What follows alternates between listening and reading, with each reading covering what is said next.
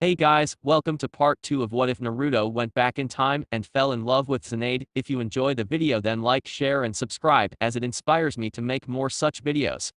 So let's get started. Chapter 4, First C Rank Summons and Time Moves Forward. Now. Leaf Village North Gate.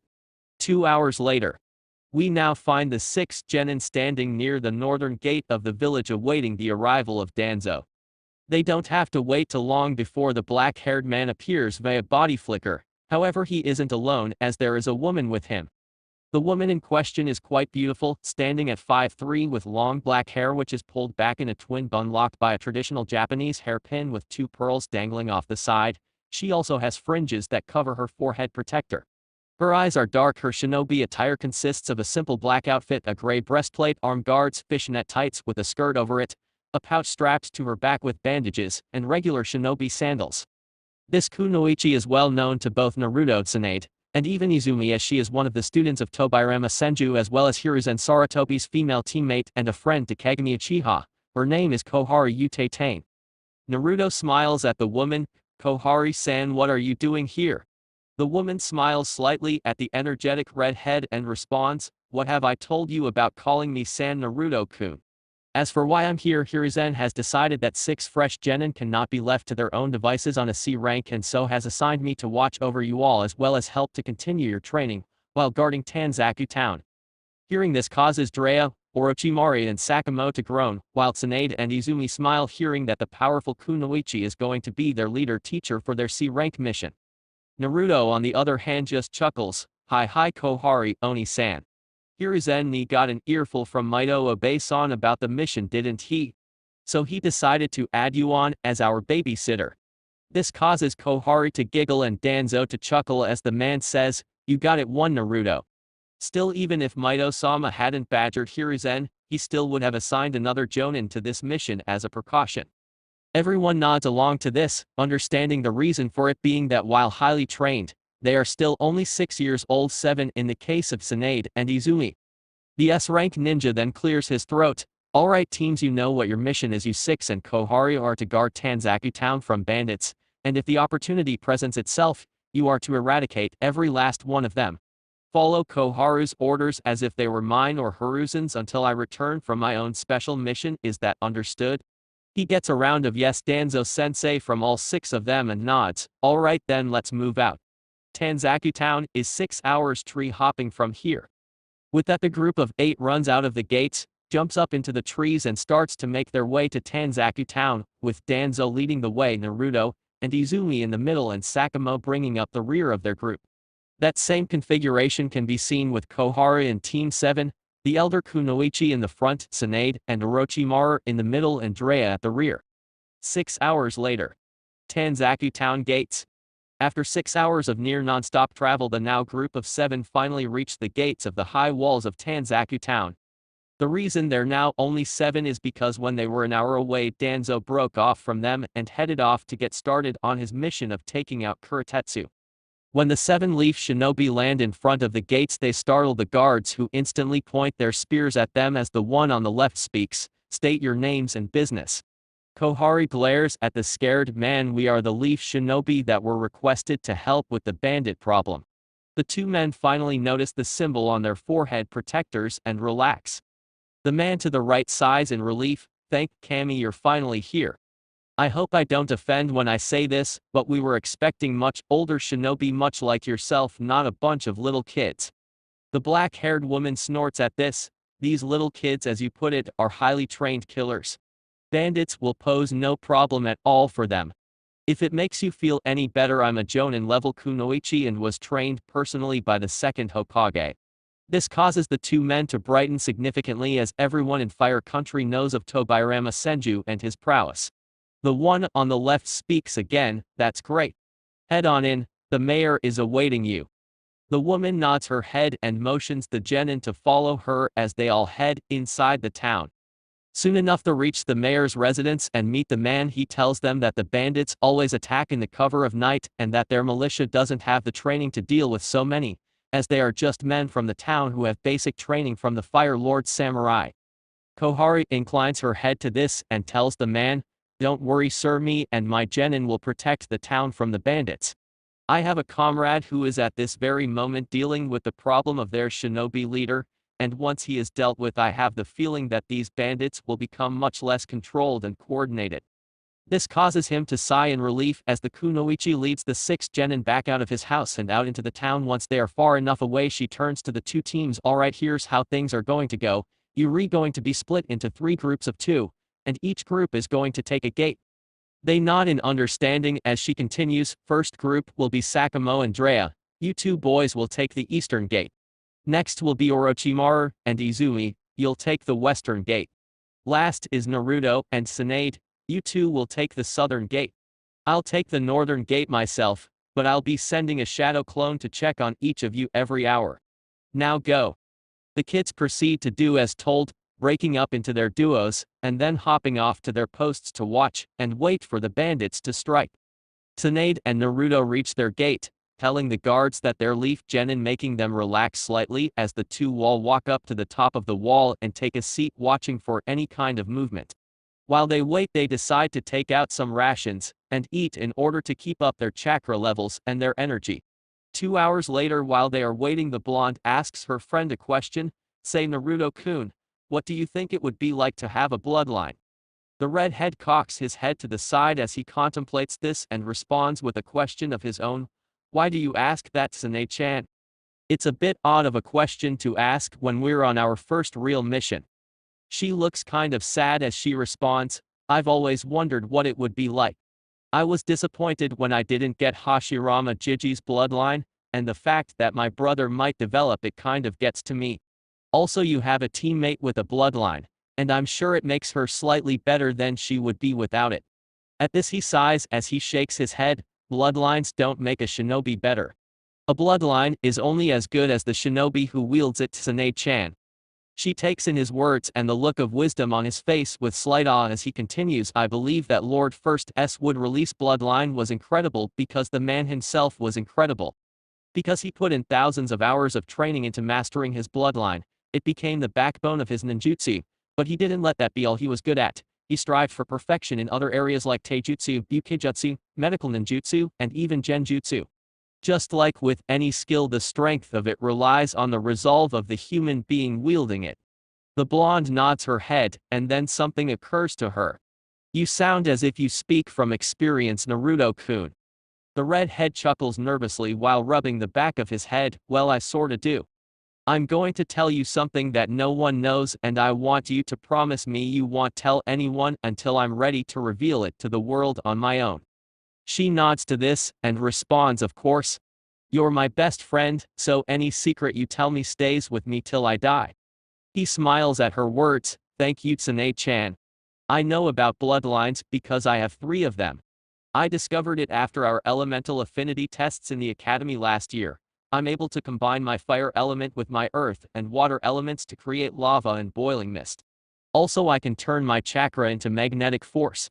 Of course, I haven't really been able to train with them much because I have no idea where to start, so they're pretty weak at the moment. Tsunade's eyes widen at this as it sounds like he has 3 bloodlines, and if she's hearing him right, 2 of them are lava release and magnet release. As she gapes at him like a fish, she manages to rapid fire questions at him. You have 3 bloodlines? How? Did your parents have bloodlines you didn't mention? What can you do with them? He chuckles at her curiosity and puts his hands on her shoulders. Calm down, Tsunade-chan. Take a deep breath and relax a little, and I'll answer you questions. The blonde proceeds to do just that, taking a deep breath and getting herself back under control. He smiles at her and proceeds to answer her questions. Now in order. Yes, I have 3 bloodlines. I don't know how. I think it might be due to my 5 main affinities. As far as I know, neither of my parents had any kind of bloodline other than the Uzumaki longevity and skill in Fuinjutsu. As for what I can do with them, not very much. In fact, the only one I can currently use is the magnet release, and that's only to magnetize my kunai so I can call them back to my hand as long as they're within 30 feet of me. She looks completely starstruck at that, and replies, that's so cool.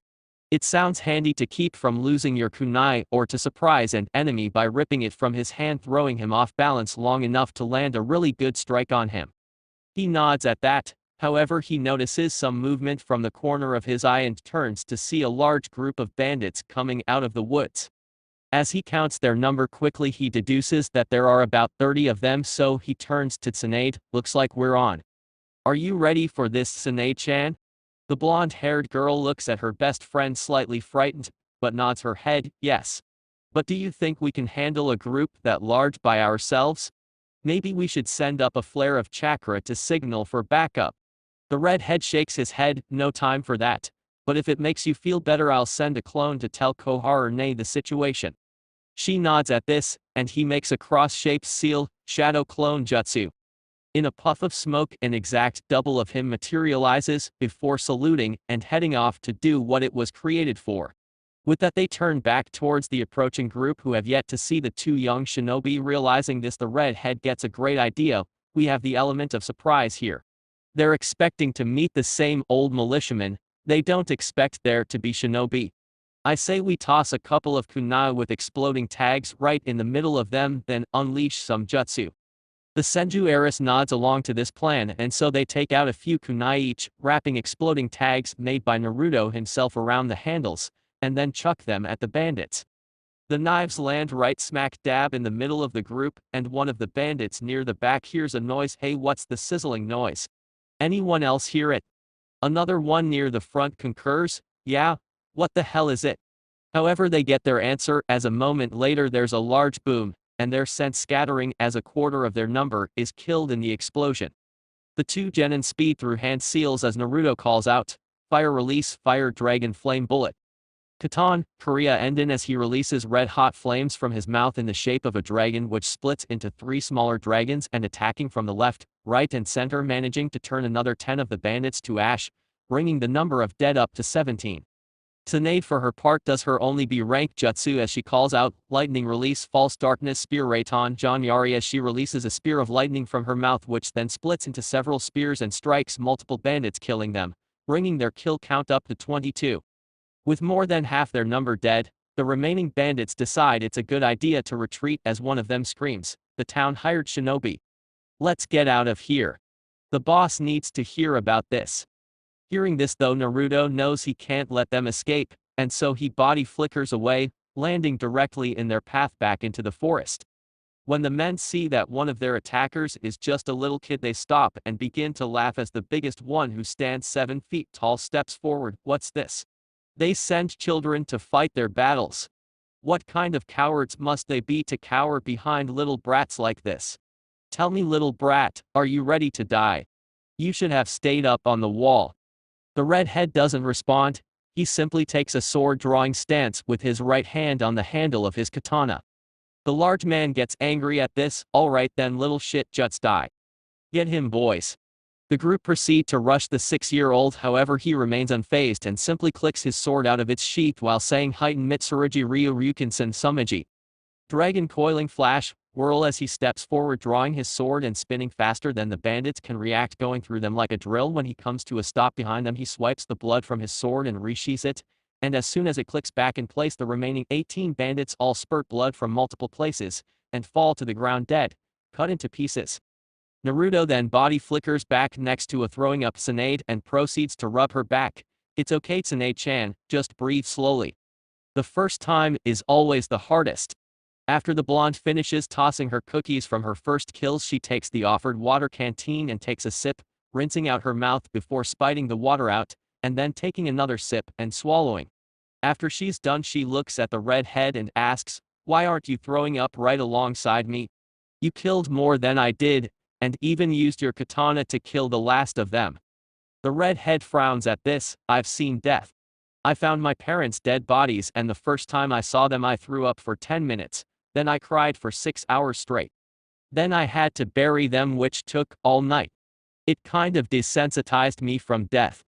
A moment later, Koharu appears in a body flicker, looking around, and seeing all the dead bandits nods her head. Looks like you two took care of this group. Good job. The two smile happily at her before Naruto asks, this group? Are you saying there were more? The black-haired woman nods her head. Yes, each of the gates was attacked, including mine. But the group that attacked my gate was only 10, while 15 attacked the west, and 20 attacked the western gate. Tsunade is sort of shocked to hear this, however Naruto takes a thinking pose. What was the point? I could understand attacking all the other gates with small groups as distractions, while the biggest chunk of the horde attacks one to break through and get into the town. But the group here was 30 strong, and all of them are dead. If you add up the numbers, then there were only 55 of the suspected 200 bandits, so why waste 55 lives? The two females watch as the wheels turn in his head, and then finally he comes up with the answer. Unless they wanted to see if the town hired shinobi from the Leaf, and if so, how strong the shinobi are. This was just a test attack to gauge our strengths and possible weaknesses. Kohari smiles at his deduction. That was my thought, Naruto. Come on, let's regroup with the others and plan our next move. The two nod as they all body flicker away to meet with the other 4 members of their group. When they arrive, it's at a hotel that Kohari set up for them to stay in while the mission is going on, and once inside they find their 4 teammates as well as a surprise guest whom the redhead greets. Danzo-sensei, what are you doing here? The black-haired man is standing there with Orochimaru, Sakamo, Izumi and Drea, looking no worse for wear. The man looks at his red-haired student and responds, I encountered a bit of a problem when I went to find my target. I found him, right in the middle of the bandit camp, surrounded by over 100 armed men. Also, it seems Kurotetsu got himself some backup in the form of 2 more missing nin, both of them chunin level, and at least C rank in skill. Now I could handle the 3 of them on my own, but I can't handle 3 missing nin plus over 100 bandits. Hence why I've come here. They all understand what he's saying. He came back to rejoin them so they could all strike together and complete both missions at the same time. So they proceed to gather around a table in the hotel's cafeteria and come up with a plan of attack. They decide that he and Kohari will handle the 3 missing nin, while the 6 of them take out the bandits using shuriken, kunai, ninja wire nin and genjutsu and even smoke screens if possible, and they'll surround the camp on all 4 sides, unleashing an initial 4-way jutsu strike. With that in mind, Danzo tells them to get a little rest, and they head out early in the morning to put their plan into motion. So they head to the 2 rooms Kohara rented for them, one for the boys and one for the girls. Each gender does different things once inside their rooms. The girls spend all night talking, with Izumi bringing up Tsunade's obvious crush on her red-haired teammate, something which the 7-year-old denies entirely while blushing, and Kohari just giggling behind her hand, finding it kind of cute and wondering if the 2 will ever get together. The boys on the other hand spend most of the night playing cards and getting into small fist fights, all of which are started by Drea, while Naruto and Danzo just stand by and shake their heads. Tanzaku Town, Eastern Gate. Dawn the next day. As the sun rises, we find our 2 teams standing outside the eastern gate of town doing last-minute checks of their supplies. Once they're sure they have all they need, they head out silently to the location of the bandit camp, traveling through the trees at high speed. After traveling for about an hour, they reach the outer perimeter of the camp and break up into 4 groups of 2, with Kohari and Danzo taking the south, Drea and Izumi taking the east, Orochimaru and Naruto taking the west, and Sakamo and Tsunade taking the north. Once they're all in position around the sleeping camp, Danzo makes a crowing noise, which is the signal to attack. Drea throws out a bunch of kunai with exploding tags which lodge into a group of tents, while Izumi runs through hand seals and calls out fire release, great fireball jutsu katan gokakia no jutsu, as she unleashes a huge ball of orange flames down upon the tents that Drea hit, just as his exploding tags explode, killing each bandit in the tent closest to the kunai. While Izumi's fireball kills another 20 men. Orochimaru and Naruto decide to do a joint attack, with both going through hand seals as Orochimaru calls out wind release, great breakthrough. Futon, Daitapa, as he releases a large gust of wind from his mouth. At the same time, the redhead intones, fire release fireball jutsu. As he unleashes a smaller fireball than Izumi's, however it's made even larger and hotter than hers by Orochimaru's wind, becoming like a wave of red flames which consumes every tent in its path, causing all the men within them to scream in pain as they're turned to ash. Sakamo and Tsunade decide to do their attack once those on their side are awakened by the screams of their comrades. Once the bandits on the north side exit their tents with their weapons drawn, the 2 genin launch a barrage of shuriken and kunai at them from different angles, managing to take out about 30 of them. Kohari and Danzo do similar, except Danzo uses his wind release, vacuum serial waves futon, Shinkarenda technique to kill over a dozen bandits at once, exhaling several blades of wind at different angles, while moving his head in different directions, cutting through them. Kohari uses a combination of genjutsu with some earth release jutsu to kill about as many bandits as Danzo. However, their attention is quickly taken by three missing nin from Rock Village. Leading them is a man who stands about 6'3" and weighs a good 250 pounds of muscle. He has cropped brown hair around nose and a full beard, wearing an all-brown outfit with dark armor over his chest, back and shoulders. This man is Daichi Kuritetsu. The two Chunin are twin females, both with blue hair, though the one on the right has a bob cut while the one on the left has a long Heim-style cut. They both have green eyes and good-sized busts, and both stand at 5'2". They are Nezumi and Rizumi, the Storm twins, famous for having the rare Storm release Randon bloodline, though not being masters of it. Daichi, seeing Danzo, smirks as he speaks in a deep voice. Well, seems the leaf has sent the darkness of shinobi here to take my head. I'm honored. But I'm curious as to how you fare when you see your teammates being killed one by my men Shimura.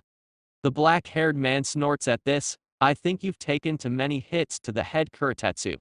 Look around you, the camp is half destroyed, your men are in disarray, and even now my students are laying down smoke bombs and taking out the riffraff that remain. The only real threats here are you and those two bitches, and you three have to deal with me and Kohari, and I can assure you that none of you will live past today. As he says this, he goes through hand seals at cage speed and sucks in a breath and calls out wind release vacuum sphere futon, Shinkajioku, as he exhales several bullets, small and fast bullets in a wide range, most of them aimed at the man himself while two of them head straight for the twins. Daichi reacts quickly, going through hand seals and slamming his hands on the ground as he calls out earth release, earth-style wall. Doton Doriaki, as a large wall of thick rock springs up from the ground 20 feet into the air to protect him from the spheres of wind. The twins aren't as quick, and even though they manage to dodge the brunt of the spheres, they're each nicked in the sides, Nezumi on the right and Rizumi on the left, and they don't get their bearings back as Kohari is instantly upon them using taijutsu to keep them off balance. When he's sure he's safe, the rock nin hops up to the top of his wall while going through more hand seals to attack Danzo. However, when he reaches the top and looks to where his opponent was, he's no longer there. As he searches around for the S-rank shinobi, he fails to look behind him and receives a kick to the back of the head, sending him flying off his wall and into the ground hard. His armor absorbs most of the impact and allows him to hop right up just in time to block Danzo's tanto with a kunai and begin to engage him in kenjutsu. Nezumi and Rizumi manage to finally get some space from Kohari as she is forced to cover her face from a smoke bomb. After they get distance, they both go through hand seals and join hands, saying in harmony, Storm release, laser circus. Randen Raiza Sakasu, as a halo of energy forms around their conjoined hands, and then multiple beams of energy shoot forth from the energy halo, all heading towards Koharu.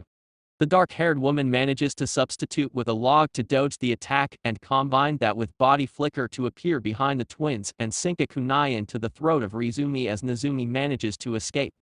Seeing her sister drop to the ground dead, the remaining twin becomes angry. You bitch. You killed my sister. My other half. I'll destroy you for that, you leaf whore. However, after the last word leaves her mouth, she's suddenly brought to her knees by an intense killer intent that comes from Koharu. The leaf Kunoichi walks towards the remaining twin slowly as she goes through hand seals. You call me a whore? You who would sleep with any man for protection as long as he's stronger than you and your sister. I'll show you what this whore can do and send you to join your sister. At that, she reaches the kneeling woman and finishes her hand seals fire release, flamethrower jutsu. Katan, Kan Hosha Ki, as she breathes out a stream of flames at her, burning the girl alive as she screams for mercy. Once the woman is nothing more than ash, she takes out two scrolls, seals the ashes in one and then seals the body of the other twin in the other, and looks to see Danzo is nearly done with Kuritetsu, the man having lost his armor and covered in deep cuts, burns, and even drops of water. The bandits have been dwindled down to a group of 20 who have all moved to the center of the destroyed camp and joined together into a tight circle as they all look around warily for the demons that have killed their comrades. The most healthy man holds up his sword and speaks, "Look alive, boys, we can't allow these shinobi to get the best of us. The moment you see one of them attack, and don't stop until they're dead." The men all voice their reluctant agreement at this. In the trees, the 6 genin have gathered back together, and are watching the remaining bandits cower together. Drea chuckles at this. Look at how scared they are. A bunch of grown men cowering in fear of kids, ha. Guess what they say about the difference between shinobi and civilians is true. Whack, Tsunade knocks him upside the head for his comment, "Don't go getting cocky, moron. We're running low on kunai, shuriken and chakra. At the moment most of us only have enough chakra for one last big jutsu, or a couple small ones." The white-haired boy rubs the back of his head and glares at the blonde. Naruto decides to cut off the tirade he knows is coming. "She's right, Drea. I think out of all of us, I'm the only one with enough chakra left to do more than one large jutsu. I'm still at half full. So here's what I'm thinking: Izui cast a Sharingan enhanced genjutsu on them. Once they're caught, Jiraiya, Tsunade, and Orochimaru will use a combination attack to take out the left side. Sakamo and I will take out the right and center with Kenjutsu. All of them nod along to his plan and break up to do it. Izumi appears right in front of the bandits, who are surprised by the 6-year-old's appearance. However, the leader laughs. "It's a little girl. Ha ha ha ha.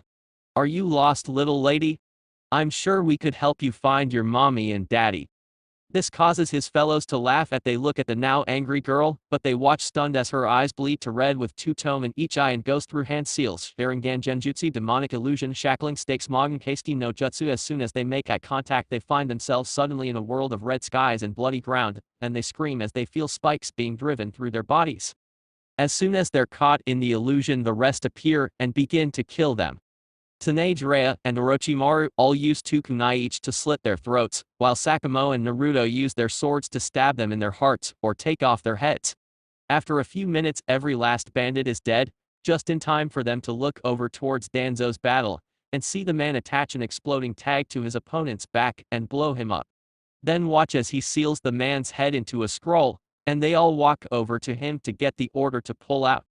He looks over the group and sighs. "Alright, in camps like this there's usually a cache of weapons or gold, or even some jutsu. I want you all to go through the still standing tents and look around." The 6 all give out an affirmative "yes sir," and split up to search the camp for anything salvageable. When they come back together 10 minutes later they've managed to collect a bunch of weapons, 2 chests of gold, 1 chest of gems, and Danzo has a chest next to him which he explains. Kurotetsu had this in his tent. It's full of jutsu scrolls that he probably stole from shinobi that he killed. He then seals up all the chests into a storage scroll. After that he smiles at them. "Alright, let's get back to Tanzaku town and get cleaned up and have breakfast. Then Koharu and I will inform the mayor that Kurotetsu and the bandits are dead. After that we'll head back to the Leaf for the mission pay." All of them sigh in relief at this, and the group heads back to town. Once they get there they head to the hotel and straight to their rooms, ignoring the workers who can only gape at all the blood on their persons. In the rooms they take turns showering, and put on clean outfits which are the exact same as what they just took off. Then they all meet back up in the lobby, and head out to find a good restaurant for some grub, which they find near the castle in the center of town. After eating their fill the kids head back to the hotel to get their gear ready to leave, while the Jonin head to the mayor's house and inform the man of the mission's success, to which he kneels on the ground and bows to them. "Thank you so much. My mind can now rest easy knowing that my citizens do not have to fear those bandits or their shinobi leaders. Please send my regards to your Hokage." They nod to him and head back to the hotel to find their team outside and waiting. Danzo actually chuckles at that. "In a hurry to get home to your families and own beds.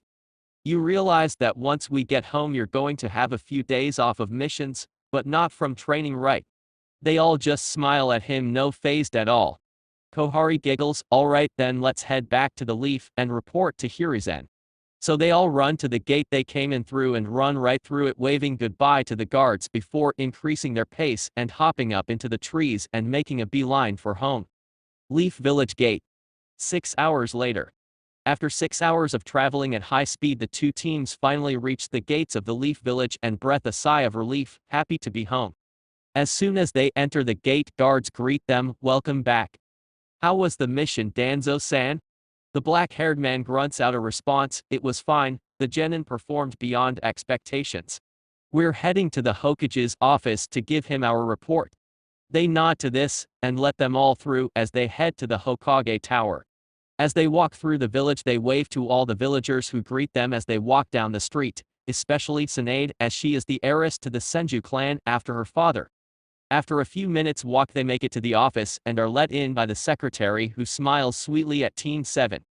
As soon as they enter the room Hiruzen's face lights up in a smile seeing all of them back and uninjured. They step in front of his desk and Danzo speaks for the group Hokage-sama, Teams 7 and 9 reporting back from successful C and A- rank missions. Sarutobi goes into leader mode at this, glad to have you back teams, and in one piece, now report on the missions. So they go into a detailed report about how they handled the bandits, which causes him to smile in pride at the 6 children. As Danzo explains how when he went to do his mission he found that Kurotetsu had gotten back up in the form of 2 more shinobi he was slightly shocked but sort of expected it, as missing nin rarely travel alone, unless they're S rank. At the end of the report the black-haired man finishes with, "Then we headed back here and arrived just a few minutes ago." That is the end of the report, Hokage-sama. The brown-haired man nods at this and responds, "Very good, you've all done exceptionally well.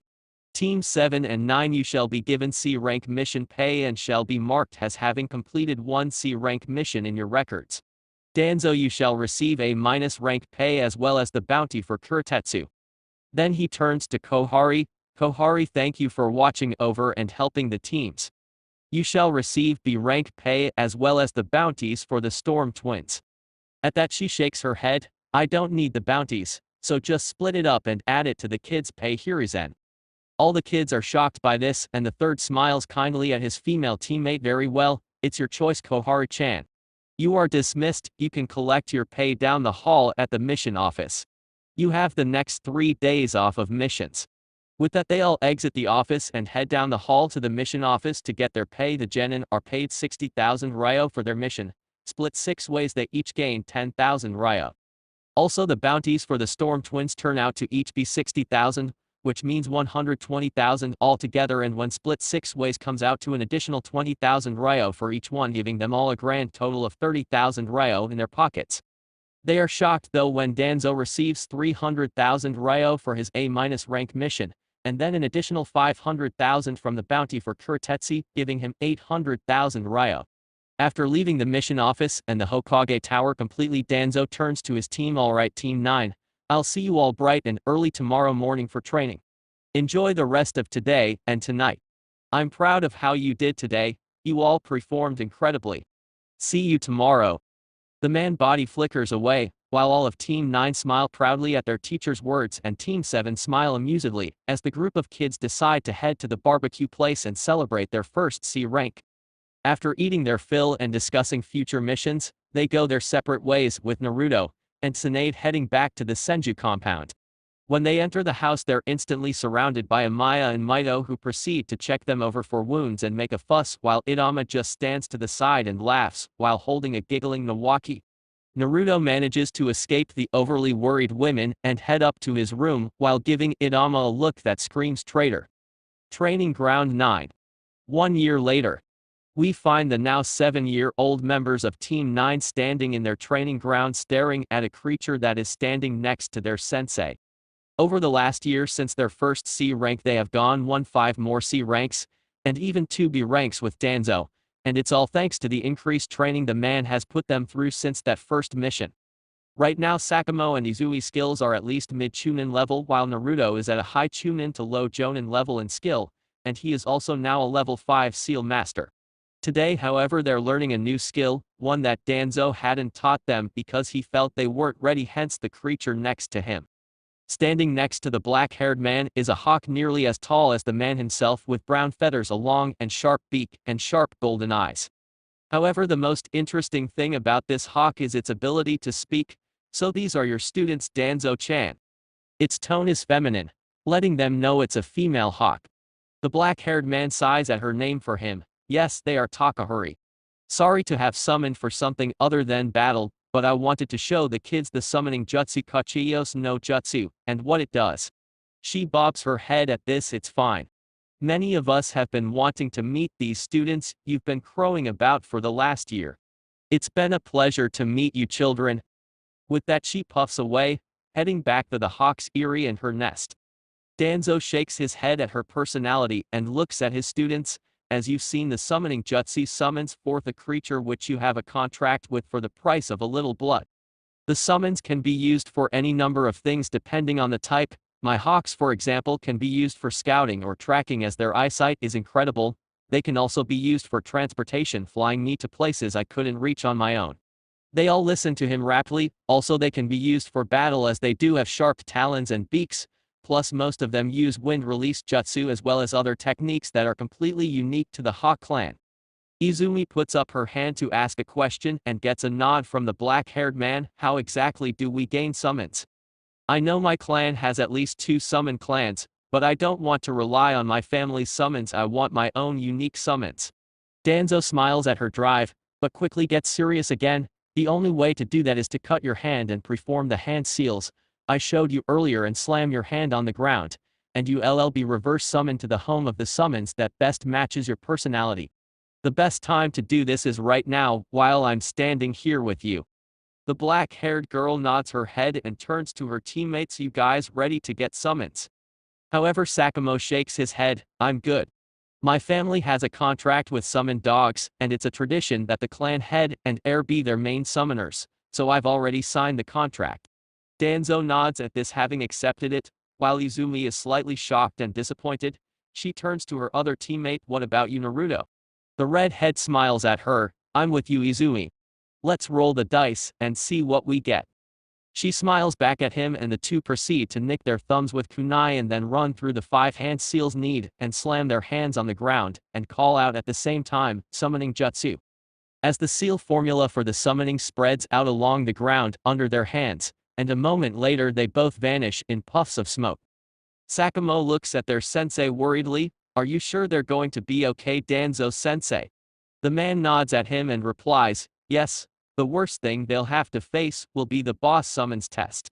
If they pass, they'll be sent back with the contracts signed and in hand. If they fail, they'll be sent back empty-handed. Until they come back, you and I will continue training. Claw Mountain Kuroyama. Naruto reappears in the middle of a forested mountain as he looks around, noticing trees which are not native to the land of fire. He channels chakra to his ears and listens for any movement, and soon hears footsteps in the brush, so he closes his eyes and kneels to the ground, sending out his senses to find the nearest chakra source. He finds multiple sources all around him, all of them mid-sized, but the oddest thing about them is that the chakra seems wild, untamed, almost like that of an animal. That's when it hits him that it's possibly the summons he's come for, so he stands up and snaps his eyes open. He looks to the left. I know you're out there. My name is Naruto Uzumaki and I've come to speak to your leader about entering into a summoning contract with your clan. He waits a few minutes to get a response, and when there is none he prepares to speak again. However, he hears noise to this right and turns just in time to watch as a larger than average wolf walks out of the brush. The wolf in question has shaggy gray fur, large sharp teeth, and stands about 4 feet 6 inches at the shoulders, and looks to weigh a good 100 pounds. The wolf walks towards him, eyeing him like a piece of meat, which to it he probably is, just that, as it looks like it could take his face off with one swipe of the paw. As soon as it's 5 feet away from him, it opens its mouth and speaks in a male voice. Little Ning, what makes you think you are worthy to speak to our alpha? What makes you think you are worthy of we the dire wolf clan? The redhead shakes his head. Nothing makes me think I'm worthy of your clan. All I can do is to go before your alpha and all him or her to test me and tell for themselves whether I'd be a good summoner or not. The dire wolf looks directly into his eyes and can see no evidence of deceit, so he nods his head. Good response, pup. Come climb upon my back, and I shall take you to the alpha. Naruto nods in gratitude and does as asked, climbing up on his back. When he does, he asks, say Wolf-san, what is your name? The wolf is slightly surprised by this, as most wouldn't care to learn the names of any, but the alpha, my name is Gurkos. With that they begin their trek to the dire wolf's den to meet with the alpha. While at the same time as that is happening, Izumi is having a similar experience with the coyote packs, having to meet with the matriarch of them, who is also their boss. Training ground 9. 2 hours later. Danzo and Sakamo have been training in Kenjutsu for the last 2 hours, awaiting the return of their teammates, and the silver-haired boy can see that his sensei is starting to become worried about his 2 friends. Just as the time hits past the 2-hour mark, Danzo gets tired of waiting. He nicks his right thumb and prepares to go through the hand seals for the summoning jutsu to summon a hawk, and have the clan look for his students. However, before he can, there are two puffs of smoke, and the two remaining members of Team 9 appear. However, they aren't empty-handed. Both of them are holding large scrolls. Danzo and Sakamo breathe a sigh of relief before looking at the scrolls. The scroll in the hands of Izumi is brownish in color with pictures of skinny canines with their heads up in the air howling, and written in kanji on the front is Coyote Coyote. Naruto's scroll is slightly bigger than Izumi's, it's gray in color and has the image of a huge snarling wolf upon it, and on it in kanji is the words Dire Wolves Diakami. The silver-haired boy smiles happily for his friends, while Danzo actually claps for them. Looks like you both got contracts, and with two other canine species. Congratulations to all of you, your training with using your summons begins tomorrow. After a couple more hours training, they're dismissed, so they decide to go and find Team 7 to see what they learned today. When they find them, they're just leaving training ground 7 and Naruto calls out, "Hey guys," and Tsunade-chan. Hearing his voice, the blonde-haired girl brightens up considerably. "Naruto-kun. Hello to you, as well Sakamo and Izumi-chan. What are you all up to?" The silver-haired boy responds, "Not much, just coming to see what you guys learned from Sarutobi-sensei today." At this, Drea smirks cockily and answers, "We learned about the summoning jutsu, and we all gained summon contracts." However, instead of seeing the shocked faces that he expects, he only sees the three chuckle and shake their heads as Izumi states, "That's exactly what we learned as well. Sakamo already had a contract, so Naruto and I had to get reverse summon to the animals that best represented us, and we did, and we impressed the bosses and got our contracts."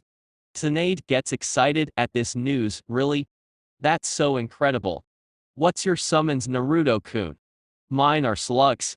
The redhead chuckles at his best friend, but is happy she still hasn't lost her enthusiasm for life. He shakes his head and says, "Well, since you were so gracious as to reveal your summons first, Tsunade-chan, let's reveal by team. Drea and Orochimaru, would you two like to tell us what your new summons?" The quiet black-haired boy decides to go first. "My summons are the Snake Clan, who live in the Ryushi Cave and are led by the White Snake Sage, who allowed me to sign the contract as he said he saw greatness in me." Drea scowls at his teammate going first, but takes his turn. "I got the best summons of all the toads of Mount Myobaku. I was reverse summoned there and found by this annoying young toad named Gamabunta. That guy is a jerk. I was taken to the leader of the toads, the Great Toad Sage, and he allowed me to sign the contract." Team 9 smiles at the white-haired boy's enthusiasm for his new summons. Then Tsunade says, "Your turns." They all nod and Sakamo decides to go first. "I have a contract to summon dogs, just like my father. It's been in my family for generations, and as heir it was my duty and privilege to sign the contract, and was accepted by the head dog." They all blink at his rather bland explanation. However, Izumi shakes it off and goes next. "My summons are the coyote packs of the Sojin Prairie. A group of the coyotes took me to their matriarch, who found me worthy and let me sign the contract." At that, Tsunade lets out an unladylike squeal. "So cool. You and I got summons whose bosses are girls like us. With my slugs and your coyotes, we'll show these boys who's boss." This causes all the boys to chuckle good-naturedly, while Izumi nods in agreement to her only female friend. Naruto stops chuckling. "Yes, that leaves me. My summons are definitely the most ferocious of them. My summons are the dire wolves of the Claw Mountain. They're the largest species of canine in existence. I was found by a small hunting party and taken to the alpha of the pack. He tested me and said he could sense the greatness within me and that I would be a worthy summoner, so he let me sign their contract, the first to do so actually." Drea and Orochimaru actually gape at this as Tsunade giggles. "Only you, Naruto-kun, only you." After regaining composure, Drea coughs into his hand. "Well then, looks like the six of us all have summons now. I can't wait for a change to have them work together like we do sometimes." They all nod in agreement to this, and Izumi looks at her watch to see the time and sees it's time for her to get home. "Sorry to cut this short, but I have to get home before my parents send my cousin Kagami out to find me.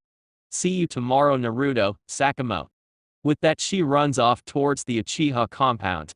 Realizing that it's indeed getting kind of late, the others all make their excuses and head off to their homes, leaving Naruto and Tsunade alone to walk home together.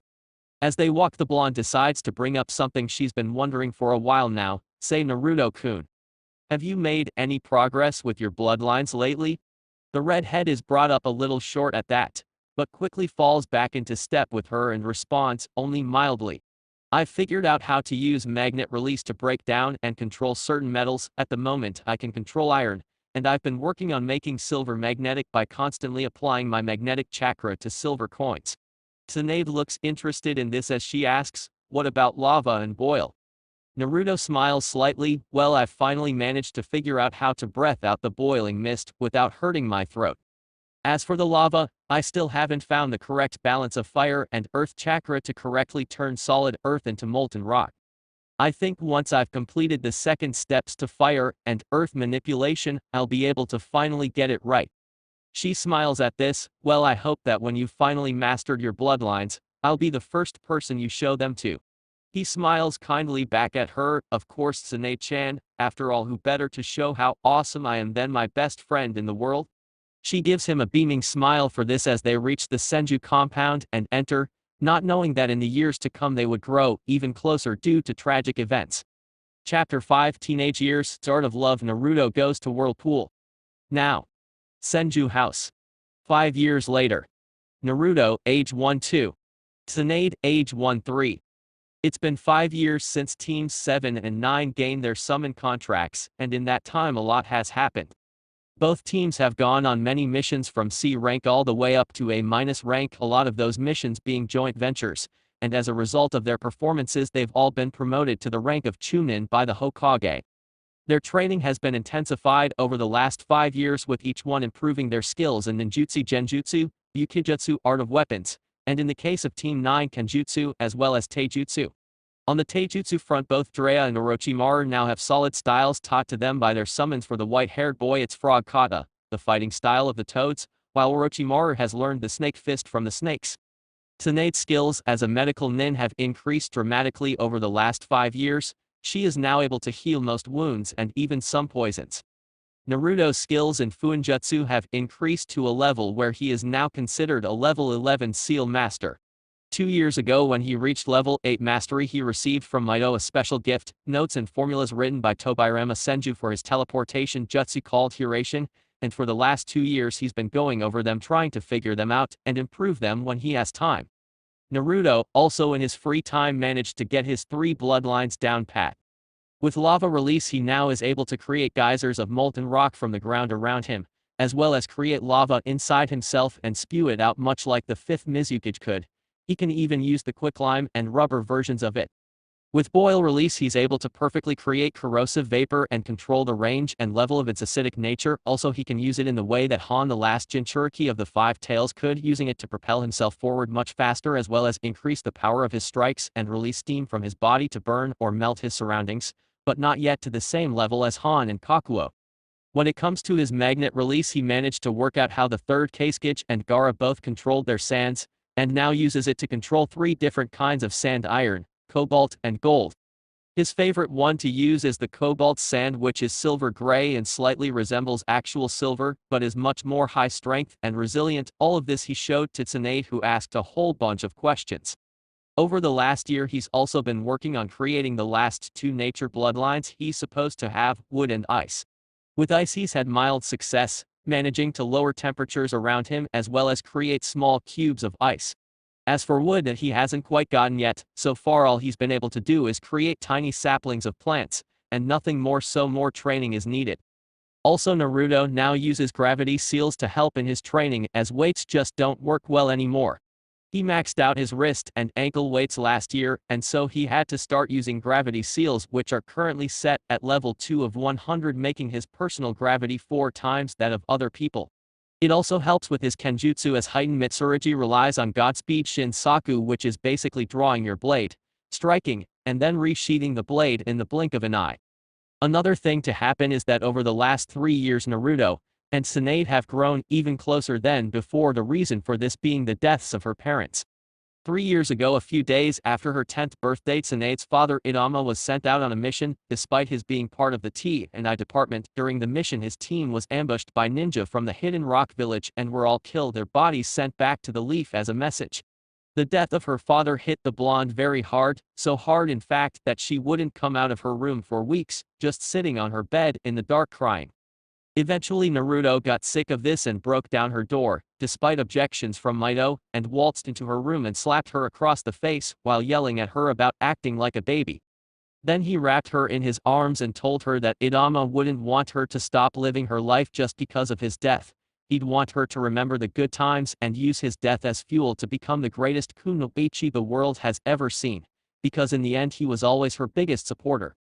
She cried into his chest, but realized he was right, and after that came out of her funk. The redhead however got into hot water for the breaking down of her door, and was made to fix it by Mito, causing Tsunade to giggle like crazy. After that the blonde started to become a lot more affectionate with her red-haired best friend, often hugging him tightly even in public and around their friends, and even giving him little pecks on the cheek when he's particularly sweet. Naruto just took it all in stride, laughing it off as her replacing her love for her father with her friendship for himself. Then last year another tragedy hit the Senju family as Amaya Senju passed away, the blonde woman having contracted a very rare disease the year after her husband's death. She had tried to stay strong and fight it for the sake of her children, however it wasn't enough, and 2 years after the death of her husband, Amaya Senju passed away at home in her bed. This time however Naruto did not allow Tsunade to delve into mourning and regret. He held her at the funeral, acting as her pillar of strength and staying with her even after everyone else had gone home, because of how hard it was raining. He stayed by her side for the next couple of weeks after that, even going so far as to stare down Sarutobi and Danzo in order to have them make teams 7 and 9 do joint training more than just the usual once a month. As a result of this new closeness between them, he's come to the realization that the blonde has a crush on him, and has developed his own crush on her. Of course the fact that she's not only a strong kunoichi, but that she's developing into a beautiful young woman helps. Also the fact that she's his very best friend in the world, the one person he can tell nearly all his secrets to and trust she won't tell anyone, and the person who makes him laugh the most in the entire village, has helped him to see her as more than the mother figure he saw in his future, and see her as just a girl with a lot going for her in life. The problem is he hasn't been able to work up the courage to tell her he likes her as more than a friend, and ask her out on a date, just the two of them. Another thing that has changed for all of them though is that they've all grown. Naruto himself now stands at 5'1", which is a great thing for him, as in his former timeline he was the shortest of his class. Now he's slightly above average. His hair is now longer, being like it was when he was in his former timeline except red, and his outfit has only changed slightly, with his vest now having the image of a moon and a dire wolf howling at it. Sakamo is 5 feet even, and his spiky silver hair has gotten long enough that he can tie it into a small ponytail at the back of his neck. Also he now wields the Hitake family white light chakra saber, which is a tanto that is strapped to his back. Izumi has grown to 4'11", and her body has started to become more womanly, with her waist slimming, her hips flaring out a little, and she's developed B-cup breasts. Her hair now falls to her rear and her Sharingan has now fully evolved, having all 3 tome in her eyes. Team 7 has grown as well. Tsunade, as stated earlier, has grown into a beautiful young woman, her blonde hair still in its high ponytail. She now stands at 4'11" with a fit, toned and slim body. She sports low C-cup breasts now. Orochimaru now stands at 5'1", the same as Naruto. He's still a slim boy, and his skin is still pale as snow, and his hair is now long enough to reach his lower back. Drea is still the tallest one of the group, standing at 5'4", and has begun to become broad-shouldered, showing that in the future he'll have a large and powerful build. As for the 2 team sensei, they are now both 31 years old, both showing slight signs of their age. Of course their hairstyles remain the same. Today we find our red-haired hero waking up in his bed in the Senju main house, which now houses only himself, Mito, Tsunade, and 7-year-old Nawaki Senju. Naruto opens his eyes and sits up in his bed, rubbing the sleep away, and then yawning while stretching his arms above his head, hearing the cracks on his bones. Just as he finishes doing this, his door opens and he hears the rush of little feet upon the wooden floor before a mop of brown hair hops onto his bed. Naruto Oni-san. Wake up! Wake up! Wake up! This little ball of energy is Tsunade's little brother Nawaki, whom the redhead chuckles at. I'm up, Nawaki-kun. No need to jump on my bed like that. He hears a giggle at this coming from his doorway, and turns to see Tsunade herself, leaning against the door frame with a gentle smile on her face, glad to see I'm not the only one to get a wake-up call. Naruto shakes his head at this, however this movement causes his blankets to slide down and reveal his naked torso, causing the blonde to blush at his toned body, especially his 6-pack abs. Seeing her pink cheeks he smiles inwardly, However, Nawaki brings him out of it. Oni-san, you said you'd help me with my taijutsu today. Get out of bed, and let's get to training already. He sighs at this. Nawaki-kun, you need to calm down. I'll help you with your taijutsu seeing as I have the next couple of days off of missions and training. However, before I can do that we need to have breakfast, and I need to get dressed, and I can't do that with you and Tsunade-chan in here being that I'm only wearing boxers. At this comment the blonde-haired Senju blushes so red she resembles a tomato, as she comes in and picks up her little brother. Come on Nawaki-chan, let's let Naruto-kun get dressed. See you at breakfast Naruto-kun. As she rushes out of the room, closing his door on the way out, making him chuckle as he takes the blankets off and reveals he's actually in pajama pants, having lied to see what the blonde's reaction would be, and he wasn't disappointed. After he gets dressed in some casual clothes, a blue kimono shirt with a red Uzumaki swirl on the back and the image of whirlpools along the hem and some blue pants, he heads down to the dining room for breakfast. When he enters the room he finds everyone is already present and seated, so he greets the last member of the house. Good morning Mito Obe-san. The older redhead, who now looks to be in her 40s even though she's closer to 60, smiles kindly at him. Good morning Naruto-kun. I trust you rested well after returning from your mission last night. He nods his head at this as he fills his plate with food as he takes his usual seat right next to Tsunade, who is still blushing slightly. As they eat they discuss recent world events, specifically the high tensions between the great nations, which began when Rock killed Inuma's team. Mito sighs. The way things are looking the world is going to be in war again soon. It'll be you youngsters who will fight the battles. Tsunade looks down at that, but Naruto smiles softly at the woman and responds, war breaking out is unavoidable in the times in which we live Mito Obe-san. There will always be war as long as people refuse to understand each other. All we can do is to fight for our country and loved ones with everything we have. He gives a subtle sideways glance at the blonde sitting next to him when he says loved ones, which Mito notices and smiles inwardly at. Seeing the air of somberness coming from the older people at the table, little Nawaki decides to change the subject. Tsunade, Oni-chan, can you help Oni-san teach me more about taijutsu? The blonde-haired girl smiles gently at her little brother who looks so much like their father. Sorry Squirt, no can do. Unlike Naruto-kun here, I don't have a week off of training and missions. I have to head straight to my team's training ground when I'm done here, maybe next time. He frowns at this, but nods his head slowly as Naruto smiles kindly to him. Don't worry Nawaki-kun, I've sparred with your big sister enough times that I know the Senju style pretty well, even though I don't use it. The 7-year-old's face brightens up again at this as he nods excitedly at this. Tsunade leans in close to the redhead and whispers, thank you Naruto-kun, I owe you for this. Just name your price and I'll pay it. He smiles back at her and whispers back, no problem Tsunade-chan. The kid is like a little brother to me. Besides, I am the one who promised to help him with his taijutsu. So no need to owe me. As they go back to their meal the blonde thinks, Naruto-kun, you idiot. I was trying to hint to you that you could ask me out. I swear if he doesn't pull his head from his ass soon then I'm going to act first and ask him to take me out on a date myself. Shortly after this breakfast ends, and the blonde bids farewell to the rest of the occupants. While Mito takes the dishes and heads into the kitchen to wash them, Naruto leads Nawaki out back to the training ground, and the two begin to train. Mainly the redhead just corrects the boy's stance and the mistakes he makes in the kata while telling him to hit the training log harder. When lunchtime comes around he tells the child, alright, that's enough for today kiddo. You don't want to overwork yourself, take the rest of the day to go out and play with your friends after you eat lunch. The brown-haired boy smiles thankfully at him and nods excitedly, alright Oni-san.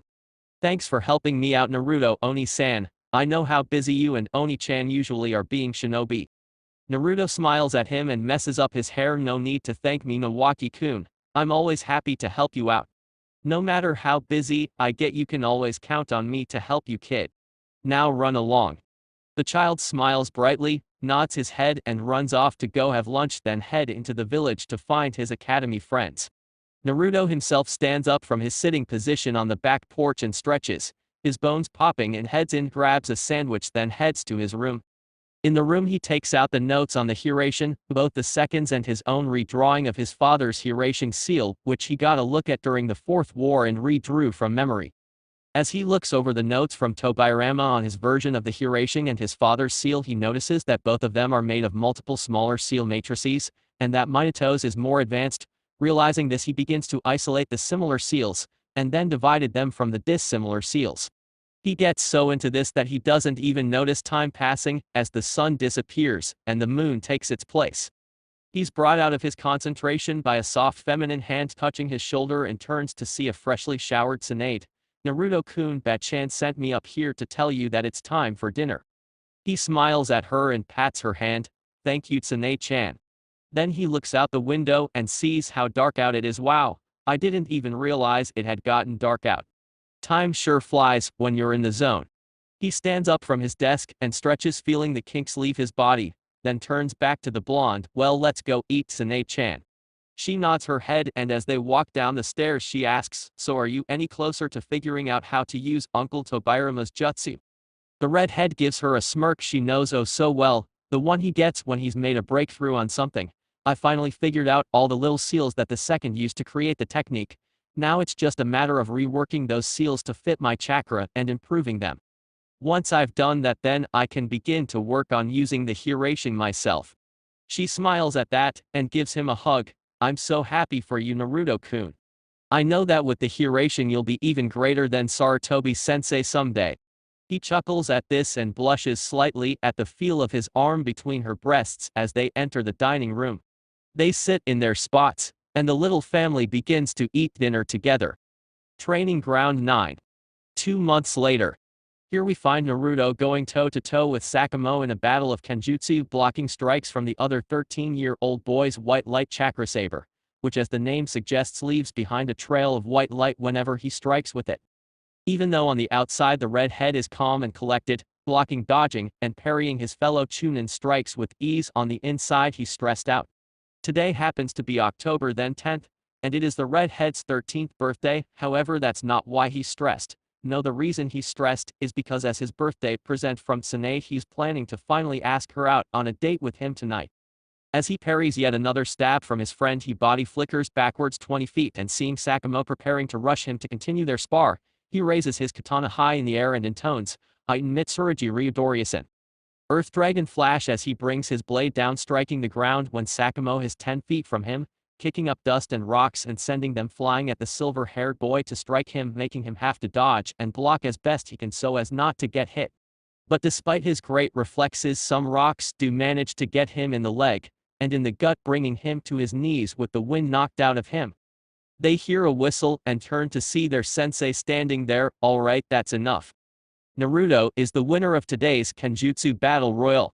You've all done well as always. I'd say you're all nearly ready to become Jonin like myself. Training you three for the last 7 years has been my distinct honor. You are all incredible shinobi. All three nod in gratitude to the man who has been like a father figure to them since they graduated the academy. The man then coughs into his hand. With that said, you're all dismissed for the rest of the day. Oh, and Naruto, happy birthday. The redhead rubs his head embarrassed. Thank you, Danzo-sensei. The black-haired man nods his head as Izumi asks him, what are you going to do once we're Jonin-sensei? He looks at her and the two boys with seriousness. I plan to return to the Anbu once you're all Jonin. Many Jonin would plan to take on another team in my position, but I know that I'll never train a better team than this one. Plus Anbu missions will help me to keep my skills sharp as I get older, and that's important. They all nod at this as he continues, now all of you get out of here. Naruto, enjoy your day. With that he body flickers away.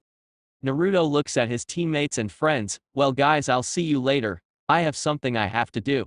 Before they can respond he vanishes in a fire body flicker. Of course, because of this he doesn't see them. Smile slyly as Izumi turns towards her other male teammate. You think he's finally going to ask out Tsunade-chan? The silver-haired boy chuckles and nods. Yeah, he looked like a man on a mission. Although I've noticed her starting to get annoyed with his procrastinating, so I'm wondering which one will get the words out first to ask the other out. She giggles at this. I'll bet the moment she sees him she'll blow her top and march up to him and tell him he's taking her out on a date. They both laugh at this and part ways, body flickering away to their homes. Training Ground 7. 5 minutes later. Naruto appears in Training Ground 7 in his fire body flicker, slightly shocking the males of the team, while Tsunade upon seeing him scowls slightly. Looking around he spots Sarutobi Drea and Orochimaru who are staying as far away from the blonde as possible. Hey Sarutobi-sensei, Drea Horaki-chan. Where's Tsunade-chan? They all point behind him, even though Drea and Orochimaru have annoyed looks on their faces at his names for them. He turns and smiles brightly at the girl. Hey Tsunade-chan, I've come to walk you home. However, he quickly notices her angry look and cocks his head to the side. What's the matter, Tsunade-chan? In response, the blonde marches right up to him. What's the matter? I'll tell you what the matter is. For years now I've had a crush on you, but you've never noticed. Ever since I turned 12, I've waiting for you to ask me something. I've even dropped hints, but you never got a single one. Well, I'm done waiting. The redhead takes a thinking pose at this as he mumbles, what could I have forgot to ask her? Maybe I forgot to ask if Drea was perving on her. No, he knows better. This causes the other three males in the area to palm their faces and shake their heads at how stupid he could be. Tsunade though continues to get madder and finally can't hold it in. No, you idiot. I've been waiting for you to ask me out. So, he acts as if he didn't even hear her and interrupts, in any case, Tsunade-chan, I came here for more than to walk you home. I wanted to ask if you could make your birthday gift to me a date, just the two of us. She continues while he's speaking and says at that same time, you and I are going out on a date tonight. However, her anger fades away when she realizes what he said at the same time. She stares at him for a moment before asking, did you just ask me out on a date? Naruto nods his head, yes. Did you just tell me we're going out on a date? She nods slowly at this, which causes him to chuckle. That assertive personality of yours is one of the reasons I like you, Tsunade-chan. Well, since we're both in agreement on going out, how about we head home and get ready for our date? At this she squeals like a fangirl and jumps on him, hugging him tightly. Yes. Of course, Naruto-kun. Let's go home now. She lets him go and grabs him by the wrist and begins to pull him out of the training ground, while saying over her shoulder, by Sarutobi-sensei. Drea Baka. Orochimaru-chan. Leaving three laughing members of Team 7 behind. Later that night. Sapphire Dragon Restaurant. A couple hours later we find the young couple sitting at a candle-lit table in one of the best restaurants in the Leaf Village. They both of them have dressed up for this occasion, Tsunade dressed in a dark green kimono with images of trees branching out over it along with simple Zori sandals on her feet, her face dusted in just the slightest hint of makeup, and her hair styled into a bun on the top of her head with traditional Japanese hairpins holding it in place. Naruto is wearing dark blue dress shirt as well as dark colored pants and dress shoes instead of his usual shinobi sandals. When the redhead first saw the beautiful blonde come down the stairs at their house he was speechless, because he'd never seen a more beautiful sight in his life. After getting over his shock he complimented her on her appearance, getting a compliment for his in return she then took his arm, and he led her out into the village, just walking slowly towards their destination and enjoying each other's company. When they got to the restaurant Tsunade was shocked, as it's so popular you have to make reservations months in advance, and asked how he got them in, to which he told her he made the reservation just before her birthday because he'd been planning this for a while. Now here they sit staring at each other in through the light of the candle, awaiting their food to come. In Naruto's case it's tonkatsu, which is a deep-fried pork dish, and for Tsunade it's namerao, which is a fish dish. Naruto smiles at the blonde. Sorry it took me so long to ask you out, Tsunade-chan. The blonde shakes her head, it's okay Naruto-kun.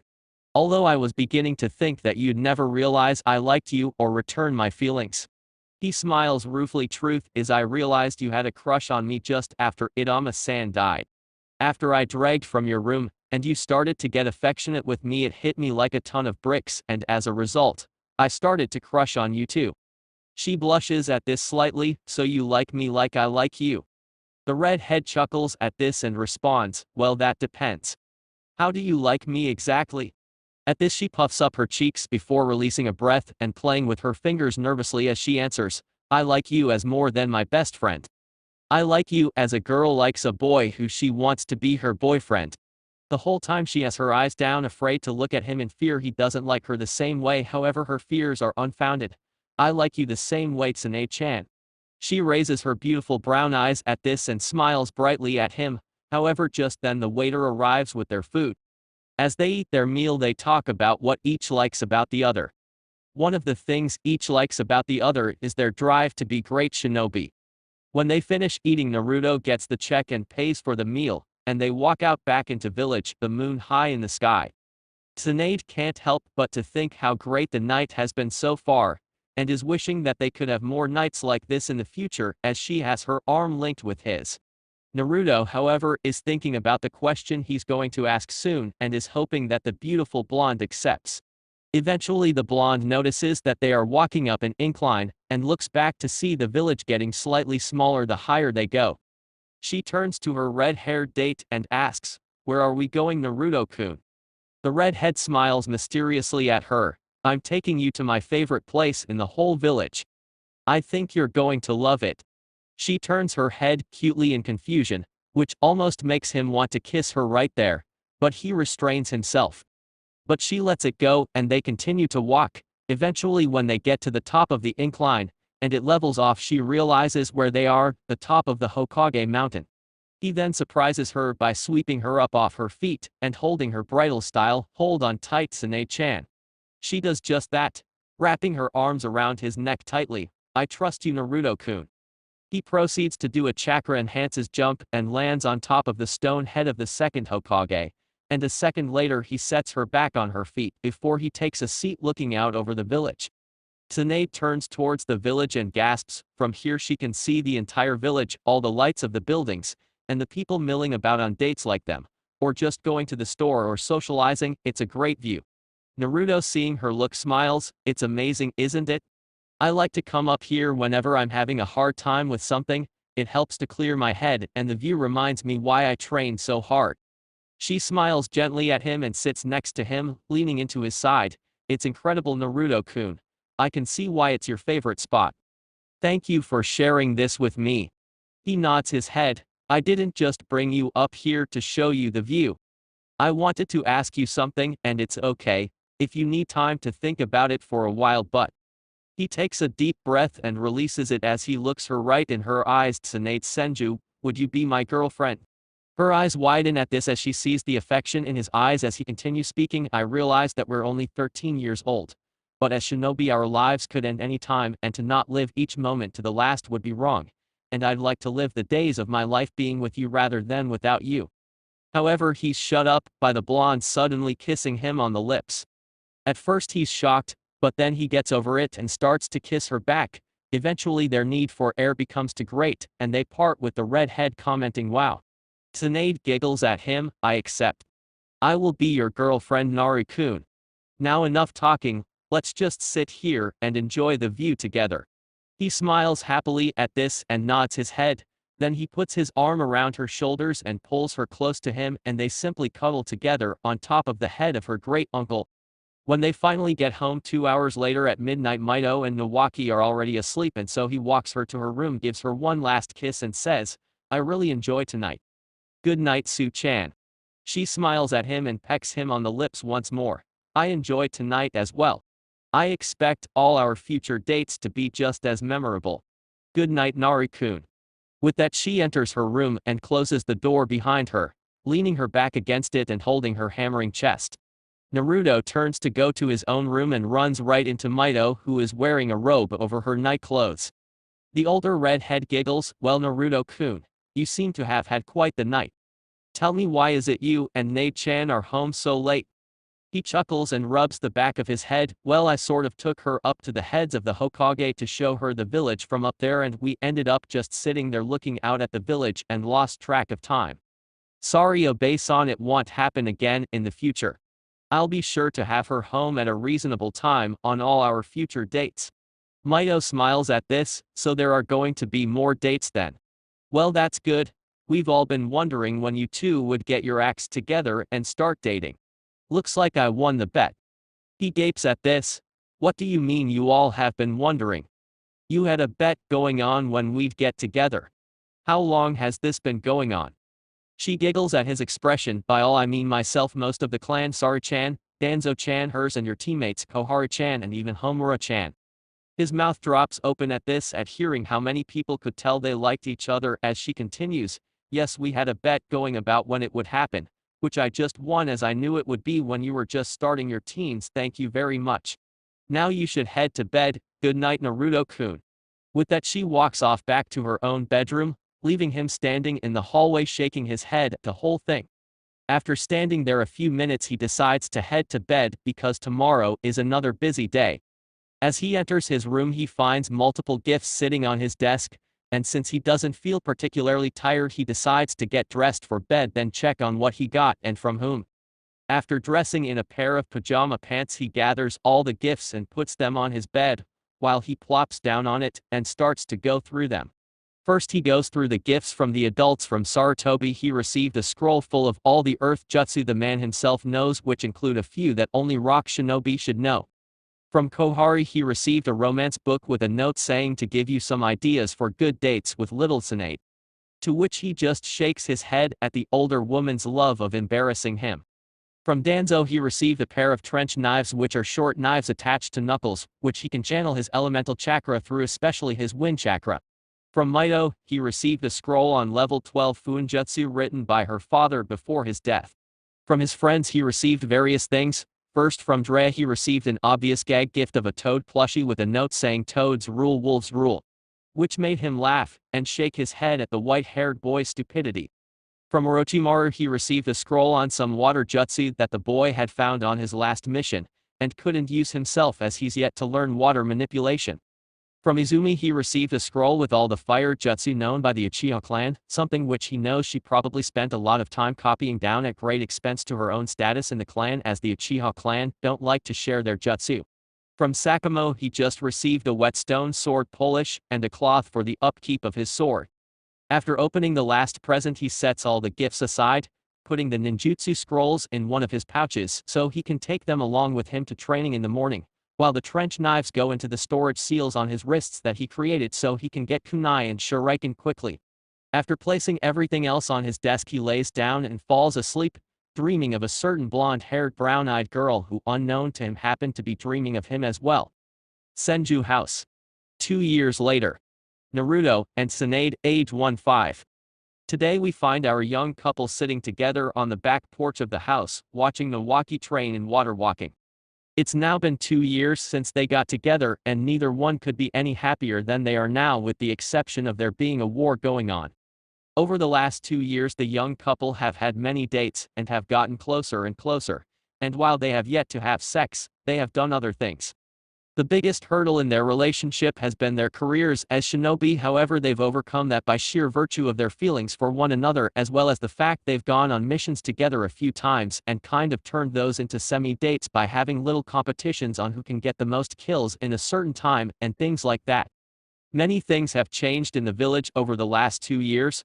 First and foremost, every member of Teams 7 and 9 have finally reached the rank of Jonin, and are considered to be the 6 strongest members of their generation. Tsunade's skills as a kunoichi have skyrocketed, especially when it comes to medical ninjutsu, to the point where she is considered hands down the best medic nin in the entire village. Izumi isn't far behind her and is now considered to be a genjutsu mistress, and the current strongest genjutsu user in her entire clan, even surpassing the likes of her older cousin Kagami Uchiha. Naruto is now a level 15 seal master, and he has learned and mastered both Tobirama Senju and Minato Namikaze's versions of the Hiraishin, but he knows he can still improve it to a better level, but to do so he'll have to go to the Uzumaki clan, and learn all their secret clan jutsu to do so. He's also mastered his bloodlines up to ice release, while his wood release is coming along slowly, now being able to create 10-foot tall trees, but nothing more. Also, he's revealed his 2 additional bloodlines to the blonde at his side. At first she was shocked and a little mad that he had the same bloodline as her grandfather, but after thinking about it for a little bit realized that it was stupid for her to be mad at him for something out of his control. So in order to help her, she'd searched in secret for any notes or information written by her grandfather about the wood release for him, but had as of yet come up short. Drea, Orochimaru, and Sakamo have all gotten stronger as well, the 3 of them being equal to each other in skill and power, and nearly equal to Naruto separately. As it happens, they've all grown again over the last 2 years, Izumi and Tsunade both standing at 5'1", which for the blonde is only 2 inches from her adult height. Both are defiantly more womanly, with firm rears and large busts, Tsunade now sporting a mid-D cup and Izumi sporting a high C cup. The boys have grown nicely as well. Drea is still the tallest, now standing at 5'10" and built like a beast, with broad shoulders and large muscles, but not like a bodybuilder. Orochimaru is now 5'6" and still slim and live, which makes his snake-style taijutsu much easier for him to use. Sakamo now stands at 5'7" and his features haven't really changed other than his silver hair now falling down to his mid-back and as always is kept tied in a ponytail at the neck. Naruto has grown to 5'8", his red hair has been cut short again, back to where it was when he was a child in this timeline, and his physical features have become more sharp with all hints of fat gone from his face and body, making him probably the most handsome of all the guys, something that Tsunade loves to lord over other females that he belongs to her. Also, his first 3 bloodlines have become known to not only the village but to the other nations as well, the reason being he recently used them on a mission to save a team he was leading and kill almost all the opposing shinobi who tried to ambush them. So he is now already considered to be a D- rank shinobi in the bingo books, especially those of the Rock, Cloud and Mist villages. Today, however, Naruto has some news that is going to upset his girlfriend greatly, news that he was hoping to keep to himself a little longer, but knows there's no time like the present. He kisses the top of her head, which is resting on his shoulder. Su-chan, there's something we need to discuss. She sighs in content at his kiss, but then straightens up off his shoulder when she hears his serious tone. What is it, Naru-kun? He looks at her confused face, and knows she must be thinking he's going to tell her he cheated or something bad like that, and sighs. Well, first off, I want you to know this isn't about anything bad. I didn't cheat on you and never will. You're the only girl for me, Su-hime. She smiles at that but is still confused. Then what's so important that we need to talk about it right now? He takes a deep breath and exhales it before replying, I'm leaving soon. She cocks her head at this. Okay? So you're leaving on another mission soon, so what? He shakes his head at this. No, Su-hime, I'm not leaving on a mission. I'm leaving as in leaving the village on reserve for the next 3 years. Her eyes widen at this as she glares at him. Why? Where are you going for 3 years? When were you going to tell me you're leaving me for 3 damn years? At the last part she stands up, and her scream gets the attention of her brother, as well as her grandmother who watches from the doorway. The red-headed ninja stands as we with a sorry look on his face. I'm telling you now, and you're blowing this out of proportion. I'm not leaving you for the next 3 years. I'm just leaving the village for training. I'm going to be heading to Whirlpool Village to train with my clan, and learn the secret arts of my family. It's a chance for me to learn what made my parents the people they were and reconnect to a part of me that I lost when they died. I thought you of all people would understand that. Hearing this, her face softens a little until her resolve breaks, and she rushes into his arms crying, I don't want you to go. What am I going to do for 3 years while you're away? How will I survive without you? You're the person I love most in the world. This shocks him as he wraps her in his strong arms and rubs the back of her head. I have to go, Su-chan, it's important to me. While I'm gone, I expect you to continue training and fighting with all you got, and if anything happens, then I'm a flash away. At this, he reaches into his shirt and pulls out a 3-pronged kunai that he had custom made in the land of iron on one of his weeks off and hands it to her. If you're ever in trouble, just stab this in the ground, and I'll be there in an instant no matter how far away I am. I love you, Su-chan, and nothing will ever change that, not even 3 years apart. She holds the knife to her chest tightly and nods her head as she wipes her tears away, as Mito steps out the door and addresses them. Ne-chan, if you want to blame someone for Naruto's departure, then blame me. I am the one who suggested he head to our ancestral home to learn from our clan. I even wrote a letter to the current clan head and got his approval for Naruto-kun to come and train under them, and I convinced Hiruzen to let him go for 3 years. The blonde shakes her head at her grandmother. I could never be angry at you, Bat-chan. I'm sad that Naru-kun is leaving us, but I know it's for the best, and that when he returns he'll be even stronger than he was when he left. I just want to enjoy however much time we have left together. Both redheads nod at this as Naruto embraces her again. I'm setting off in 2 weeks' time. So let's make the most of the 2 weeks we have left. Then when I return in 3 years, we can catch up on the lost time by staying inside for weeks on end, making out and doing whatever you want. She giggles at this, but nods in agreement at this. Nawaki comes up from the training ground, So you're really leaving Oni-san. He nods to the 10-year-old boy and so he joins in on the couple's hug. I'm going to miss you Naruto, Oni-san. He pats the boy's head and looks down at him. I'm going to miss you to Waki-chan. Keep your sister safe for me, while I'm gone will ya? After all you'll be the man of the house while I'm away. The brown-haired boy nods excitedly at this, of course Oni-san. With that they proceed to head in the house, and eat dinner, spending time together. The next 2 weeks seem to fly by as the redhead spends time hanging out with all his friends, with Drea and Orochimaru promising him that they'll watch over Tsunade for him and make sure no harm comes to her when they're out on missions. Sakamo and Izumi let him know that they'll miss him, but that they will do their best to pick up the slack from his absence, with Sakamo saying he wants to have one last Kenjutsu spar with him when he returns. Leaf Village. East Gate. 2 weeks later. Today is the day that Naruto leaves the Leaf and heads to the hidden Whirlpool Village in the land of whirlpools. Standing at the eastern gate of the village, the redhead is double-checking all his tools and supplies are in order for the trip. Standing there to see him off are all the members of Team 7, Team 9 Mito, Nawaki, Kohari, Danzo and his wife Koyomi and their 3-year-old daughter Hiruzen, Sarutobi and his wife Baiwako and their 4-year-old son, as well as Kohari and Homura. After he finishes his checks and is happy, he turns to the group that are there to see him off. Well, everything is in order. I'm going to miss all of you very much. I just hope the old place is still standing when I get back. Everyone chuckles at this. Sarutobi steps forward and claps him on the shoulder. Travel safe Naruto-kun. When you get to the eastern coast you'll come to a port city, it's there where you will meet your Uzumaki escort to Whirlpool. Train hard and try not to anger your relatives. He chuckles at this. I'll try not to Hiruzen-ni-san. Thanks for allowing me the time off to train with my clan, it means a lot. The brown-haired man nods at this and steps away. The next to step forward is Danzo, who shakes his hand. You've done my teachings proud, kid.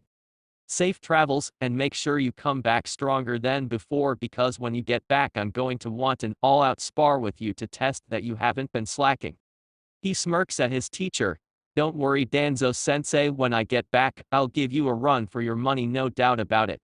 The man nods his head as he steps back to his wife and child.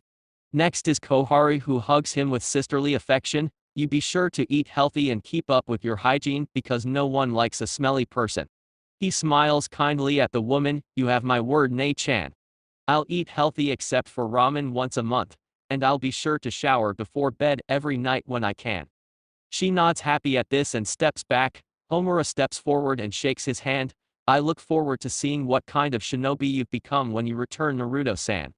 He nods at the stiff man as he steps back, and Sakamo, Drea and Orochimaru step forward and the 4 young men engage in a group man hug, Sakamo being the first to speak. Things won't be the same around here without you, buddy, it'll be a lot more quiet. The other 2 nod to this as Orochimaru claps his right shoulder. Your presence will be missed. You have been a great friend and comrade to us all, even me. Drea claps his left shoulder. Now don't a stranger while you're gone, Naruto. Send letters via summons to let us know how things are going. Also, if you could take some naked pictures of the Uzumaki women and send them to me, that would great. He giggles perversely at this, making the redhead shakes his head and sigh in exasperation as he shoves the other boy away from him. I will not perv on my clansmen for you, Drea. The only woman I want to see naked is Suheim. This causes many to sigh at the white-haired boy's perversion, while Tsunade blushes at his second sentence, with all the females around giggling at her embarrassment. Then Izumi steps forward and gives him a short friendly hug. Goodbye, Naruto. I wish you well on your journey. He smiles at her and then does something she hates. He rubs the top of her head, messing up her hair. Goodbye, Izumi-chan. Try to keep Sakamo in check while I'm gone. We both know that he sometimes overthinks things. She glares at him, but nods nonetheless. Mito then steps forward and hugs him affectionately. Goodbye, Naruto-kun. Please give my regards to the clan, and as Drea-chan said, don't be afraid to send letter to let us know how things are going. He hugs her back the same way and responds, Goodbye, Mito Obaken. You're one of the people I'll miss most, because you took me in without hesitation and have raised me in place of my parents. In many ways you have been like a mother to me, and I can never repay you for your love and kindness. I'll be sure to give the clan your regards, and I hope that when I return you'll be proud of the man I've become. She smiles and nods at him, getting up on her tiptoes and planting a motherly kiss upon his brow before stepping back. The next person he expects to step forward is Nawaki, however the boy stays where he is, which makes Naruto frown. What, no goodbye from you, Nawaki-chan? Aren't you going to miss me at all? The brown-haired boy tries to remain stone-faced, but he sniffs a little as he replies, of course, I'll miss you, Oni-san. But as the man of the house I have to remain strong and steadfast, just like Oni-san always is. The redhead chuckles at this, but stands straight and salutes the 10-year-old, got you Senju-san. I know that I'm leaving the women in good hands with you. The boy salutes back, and Naruto can't hold it in anymore. He breaks into large gaffes of laughter. After he stops laughing, that's when the most important person there steps forward. The blonde Kunoichi doesn't even speak as she launches herself into his arms and hugs him for all she's worth, even applying her new super strength by accident. Naruto for his part shows no discomfort, and hugs her back with everything bit of strength he has. Everyone else decides to let the young couple have some time alone and walk off to the side about 100 feet so they can have privacy. After embracing for a few minutes, Tsunade speaks, I won't tell you not to go, I know this is something you have to do. I just wish that I could go with you, but with the war going on that's not possible. Promise me that when I really need you that the kunai will work. Promise me that when you come home for good that you'll still love me, as much as I love you. He smiles into her hair as he responds, I wish you could come along as well, but it would be selfish of me to take you away from your teammates, and your brother and grandmother. I promise you that whenever you're in a situation that you can't see ending in victory, that the moment you stab the kunai into the ground, I'll appear to save the day. I also promise you that no matter the distance or time, my love for you will never diminish. She smiles softly at this as they part a little bit and lean in and share a kiss, trying to pour all their feelings for one another into this last act of affection between them. After they break apart, both have sad smiles on their faces. The blonde steps away from him. Goodbye, Naru-kun. I swear to you that I will not allow another man to touch me as long as you're away. That is my vow to you. He smiles and nods. I'll be sure to send you letters to let you know I'm still thinking of you, Suheim.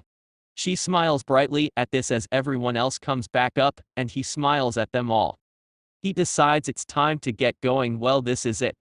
Goodbye everyone, I'll see you all in 3 years, maybe even sooner depending on how long my training takes. Sarutobi, remember, if the war starts to get too bad, don't hesitate, call me back into service. The Hokage nods at this, and with one last wave at them all he turns and runs out of the gate, hopping up into the trees and disappearing.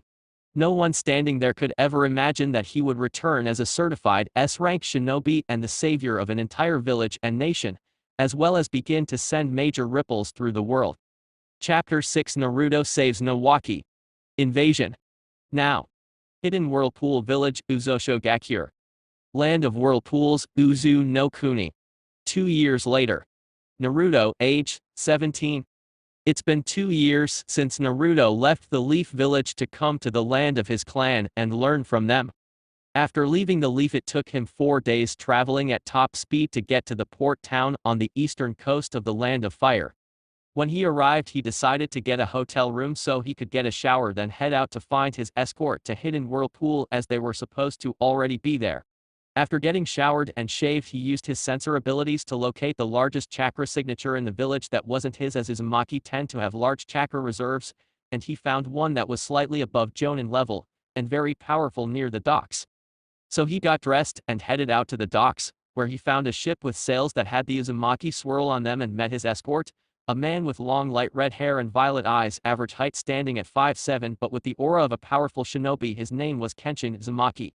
After introducing himself to the man, and confirming that he is Naruto, Uzumaki Kenshin told him that they would be leaving to go to the village early the next morning, and told him to get a good night's rest tonight, because sleeping at sea isn't easy.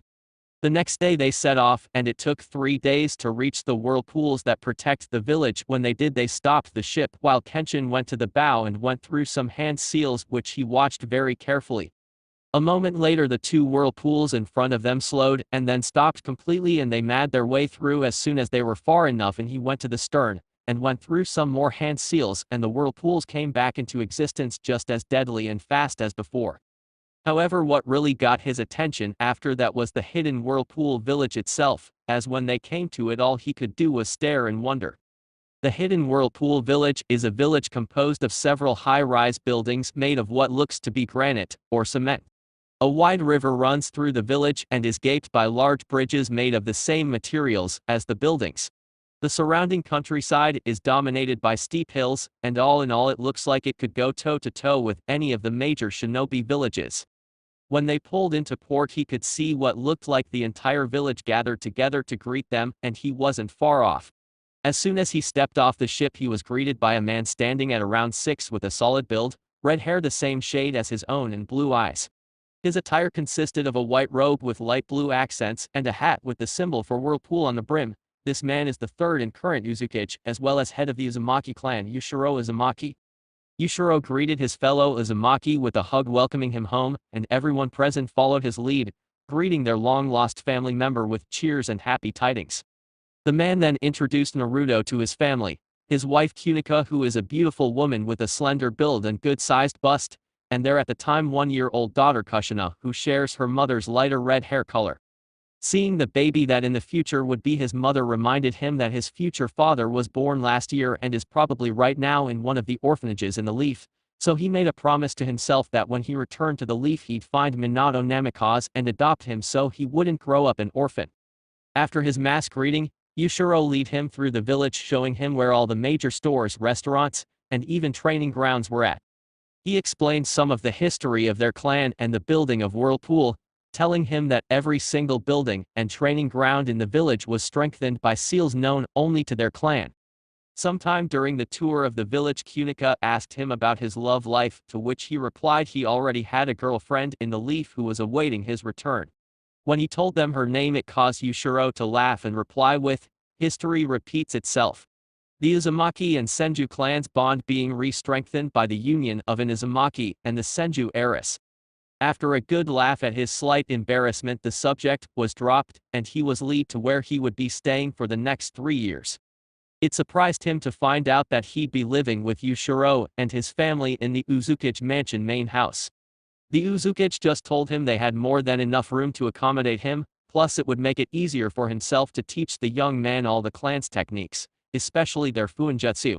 He thanked the man and his wife for their hospitality, and after settling into the room they provided him, which was a bit bigger than his room at the Senju house, he joined the family for a giant feast in honor of his arrival.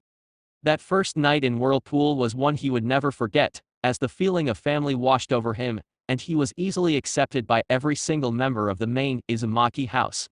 In fact, Kenshin, who as it turned out happened to be Yushiro's younger brother, commented after seeing how much he could eat, "You're without a doubt a member of this family.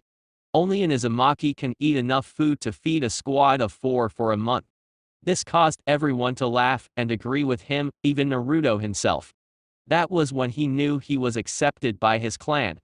But it became more apparent when his training began the next day. From the very start of his training under the Uzumaki clan, he showed why he was considered to be a genius and prodigy in the Leaf. Easily soaking up everything taught to him, including the full history of their clan and the Whirlpool, he especially loved how the clan could trace their lineage back to the old Six-Path Sage, though none of them knew his name. Some of the more physical things he learned were the Uzumaki Taijutsu style, which is called Whirlpool Fist Uzuken, as well as the main family Kenjutsu style Shigure Son Ryu Shower in late autumn Blue Swallow style, which is passed down from one man to another. In this case the current master of it is Kenshin, who has taught it to him. There are of course other branches of the style, but the main one is the strongest as only 2 people at any one time know it, and each successor creates new techniques to add to it, thus increasing its power and strength. When it comes to ninjutsu he's been learning all of the Uzumaki clan's secret water and wind release jutsu.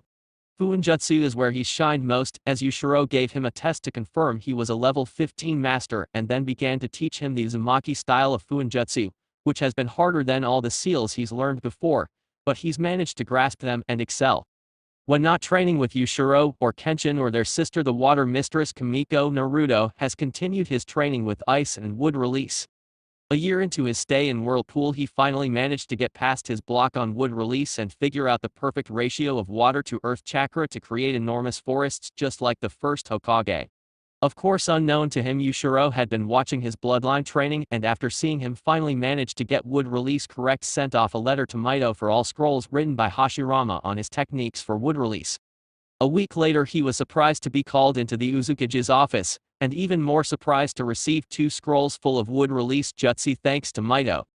He thanked the man for the scrolls, but he waved him off and then handed him another scroll which was full of ice release jutsu, and when asked about it replied, "There have been members of the clan throughout our long history that have had certain elemental bloodlines. Ice happens to be one." With that, he told him to get back to his training, which he happily did.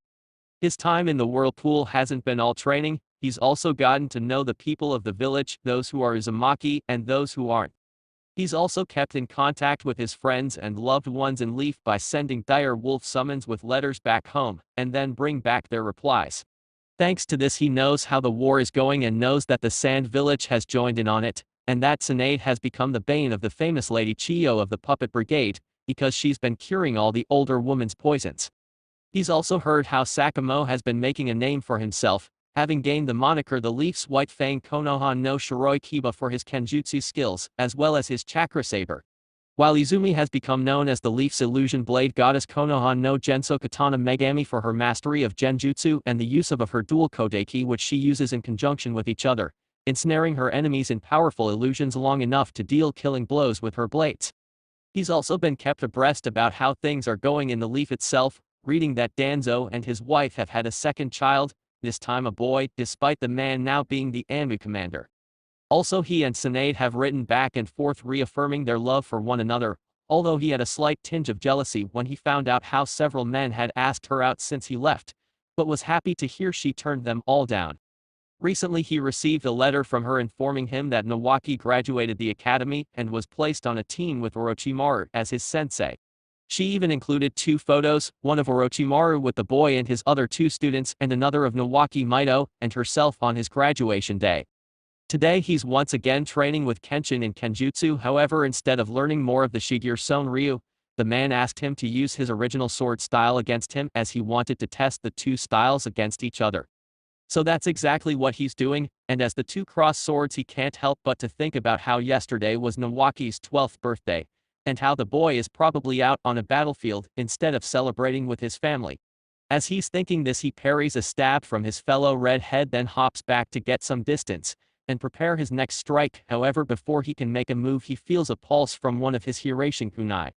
His mind works at a mile a microsecond, and he realizes that the mark he's sensing is from the kunai he gave to TSUNADE, and realizing that it means she must be in trouble, he sheathes his sword, surprising Kenshin. However, before the man can ask him what's the matter, he sees him disappear in a flash of red. Everyone inside, seeing the red flash, comes outside to see what's going on, as they've all seen the teen practicing his teleportation technique. Yushiro, seeing the confused look on his brother's face, asks, "Kenshin-kun, what's going on? Why did Naruto-kun suddenly flash away?" The younger man shakes his head. "I don't know, Oni-sama. 1 second we're sparring with our blades, and he's preparing his next strike. Then the next second he's gone." Kamiko, who is a censor, closes her eyes looking for the 17-year-old's chakra signature, but doesn't find it. His chakra signature is no longer in the village. That means he's flashed back to the mainland.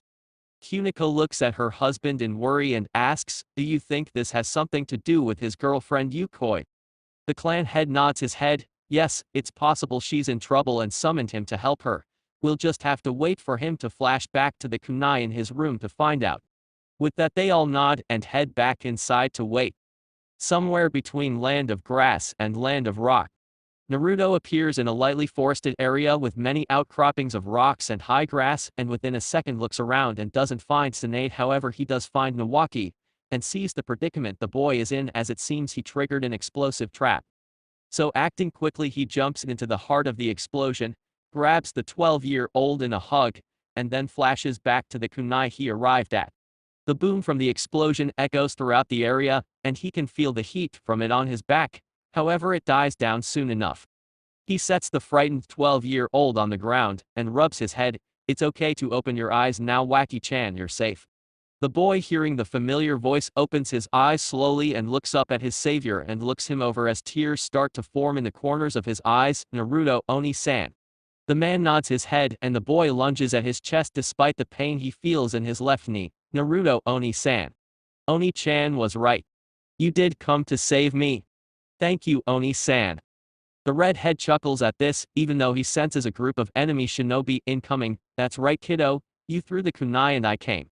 But right now isn't the time for our tearful reunion. That trap you set off signaled enemy shinobi, and they're on their way. From the looks of it, your leg is banged up pretty good.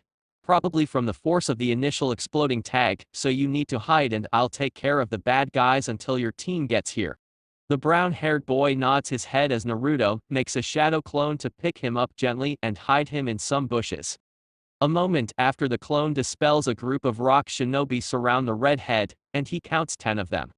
The apparent leader, seeing the teen's features, smirks as he recognizes him. The man steps forward a little and speaks, well boys and girls, looks like we got ourselves a treat here. If it isn't Naruto Uzumaki, the A-rank jonin of the Leaf. You know, a lot of us been wondering where you been, brat. You ain't been seen on any of the battlefields, not even the ones with your teammates present. We all figured you'd got scared and hid away. Naruto, however, just cocks an eyebrow at this, which pisses the man off. The shorter but stockier man scowls at this. I'm not gonna bother asking how you escaped the trap. Your cobalt sand is pretty famous. I'll give you a choice: surrender to us and be taken for interrogation, or fight and die. Make your choice, boy. The redhead scoffs at this as he takes his taijutsu stance, making all 10 of them laugh as one woman speaks up. So you think you can take all 10 of us at once? What arrogance! Half of us are jonin, and the other half are chunin. Even if you are A-rank, you can't take us all, fool. However, a moment later he vanishes from their sight, then reappears in front of the woman who just spoke as he hits her multiple times before she can or her comrades can respond, and then when he's done he turns around and walks away from her while calmly stating, Kuto Shinken Dan Kosuken. Cutting bone and tendon. A moment later, all the muscles on her body begin to bulge before exploding in a shower of gore, killing her. All this is done while he has a blank face, and causes them all to become slightly frightened. The head jonin, however, grits his teeth. You little bastard, you'll pay for that. Get him. At this order, all the others proceed to go through hand seals or take out kunai and shuriken to toss at him. As they unleash their attacks upon him, it seems as if he's been struck, as there's a huge boom and shock wave from the force of the earth techniques hitting. However, when the dust and smoke clears, they see a ball of silver-colored sand hovering over the crater that they created. The cobalt sand recedes to reveal a completely unharmed Naruto. The redhead makes 3 hand seals as his cobalt sand rises high in the air, seeming to become greater in volume, and he intones, magnet release, cobalt waterfall. Jiton, Kobaruto Taki, as he makes a motion with his hand, and the huge wave of metal sand descends upon them. The leader, as well as the other 3 remaining jonin and 1 chunin, manage to dodge it by jumping up high into the trees, but the remaining 4 chunin aren't so lucky and are swallowed up by it. He then goes through 2 more hand seals and slams his hands on the cobalt at his feet. Magnet release, Cobalt Imperial Funeral Jiton, Kobaruto Koshitsu no Sogi, as a ripple goes out over the sand and crushes all 5 of the shinobi buried within. He then retracts the sand and seals it away back in one of the seals he has on his back to store his 3 sands. He looks up at the 4 jonin and 1 chunin who are in shock and speaks, you know, normally, I'm a very laid-back man. In any other situation, I would have allowed you to leave with your lives, but your boasting just pissed me off. So here's what I'll do for you: I'll cut you up into little pieces and then send your pieces back to your families. With that, he speeds through more hand seals faster than they can see and intones water release, Rainmaker Jutsu Suton, Omemeka no Jutsu, as he releases water nature chakra from his body into the atmosphere, and storm clouds very quickly roll in and it begins to downpour. As soon as it begins to rain, he draws his sword and vanishes from sight, appearing in front of the first of the jonin, a tall man about 4 inches taller than himself at 6'4", and heavily muscled. He rushes him with his sword held in both hands as he releases a blast of water from the blade, then he follows after it and he thrusts forward while saying Shigeru Son Ryu, Sheijiku no Ame Axle of Rain, as he stabs him through the heart, killing him. He removes his blade from the first man just in time to use another technique to block an incoming attack from the second man. He points his sword downwards towards the ground held in only his right hand, and as the second man is coming at him from above, he spins around to the right on the balls of his feet, and swings the sword up to its highest point, which causes it to bring up a wave of water that protects him from the rock shinobi's kunai as he says Shigeru son ryu sakameku ame. Rolling rain. This causes the man to be sent flying back unbalanced, so he takes the opportunity. He drops his katana and kicks the hilt of it, propelling it forwards at the unbalanced man as he calls out, Shigeru son ryu yarazu no ame. Last minute rain as it pierces his armor and straight through his stomach. Then he goes through hand seals and calls out, Ice Release, Ice Dragon Jutsu. Hyoton, Koreria no Jutsu. As the water from the rain comes together to form a large dragon which then freezes over into white ice and lunges at the third man, who barely has time to scream before he's turned into a bloody ice sculpture. Then he calmly walks over to man number 2 and removes his sword, swiping the blood off of it, and as he does so the remaining Chunin looks to her leader. He's a demon.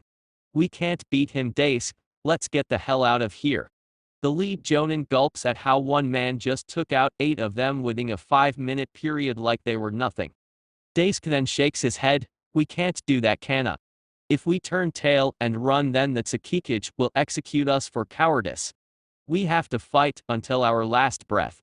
Let's attack him together.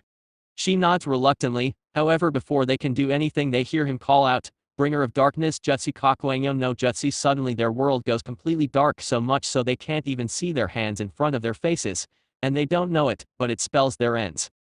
The redhead, after casting the darkness genjutsu on the final 2 rock shinobi, casually sheathes his sword, takes out 2 kunai and tosses them at each one. He hits his mark as the kunai embed themselves in their throats, finishing them off. He then goes over to the bush and gets Nawaki out as the boy looks on in wonder. Wow, Oni-san, you're really strong. You took out all 10 of those guys and didn't even break a sweat. He shakes his head at the 12-year-old. It was nothing, Nawaki-kun.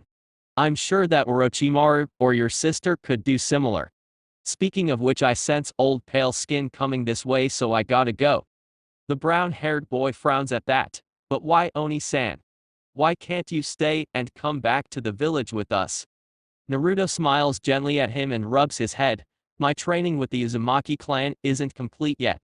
Until it is, I can't return home, but tell you what, if you want to tell Orochimaru Suchan Aerodrea Sakamo Uzumi Danzo Sensei Koharune Hiruzen ni and Maito Abakan that I saved you, go ahead. But no one else can know, okay? The boy nods reluctantly at this as the redhead hands him back the kunai he used to summon him, gives him one last smile, and the steps back and disappears in another red flash. A moment later, Orochimaru and his other 2 teammates appear near him with the pale-skinned man kneeling in front of him. Nawaki-kun, are you okay? I told you not to rush off ahead of us. The boy looks down in shame and replies, Sorry Orochimaru-sensei, I got too excited. I'm okay, except my knee hurts really bad. I think that explosion trap made me hit a tree branch too hard and busted it up. What took you guys so long? The black-haired man sighs in relief and then answers his question. We were attacked by a group of sand nin. It took us a while to defeat them, but we managed. I'm glad you're okay. Just then he hears his female student, a blue-haired girl, call out, Orochimaru-sensei, you should see this. He turns towards the direction of his other 2 students and his eyes widen when he sees the bodies of the 10 rock shinobi. He takes in the mangled corpses of 4 of them, the stab wounds to 2 of them, the frozen remains of 1, and the slit throats of the last 2. However, it's when he sees the exploded corpse of the first woman that was killed that he knows what technique was used to kill her and by whom. He turns back to his Senju student and asks, Nawaki-kun, what happened here? Who killed these rock shinobi?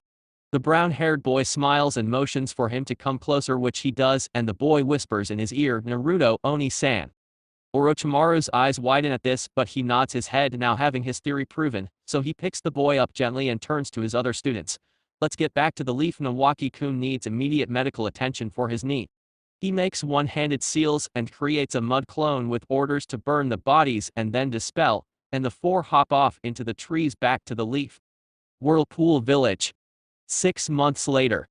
It's been 6 months since Naruto flashed into an explosive trap and saved the life of Nawaki. After he reappeared in his room and got cleaned up, he went downstairs to explain his disappearance to Yushiro and the family, and they understood, and were happy that he saved his, in their words, future brother-in-law.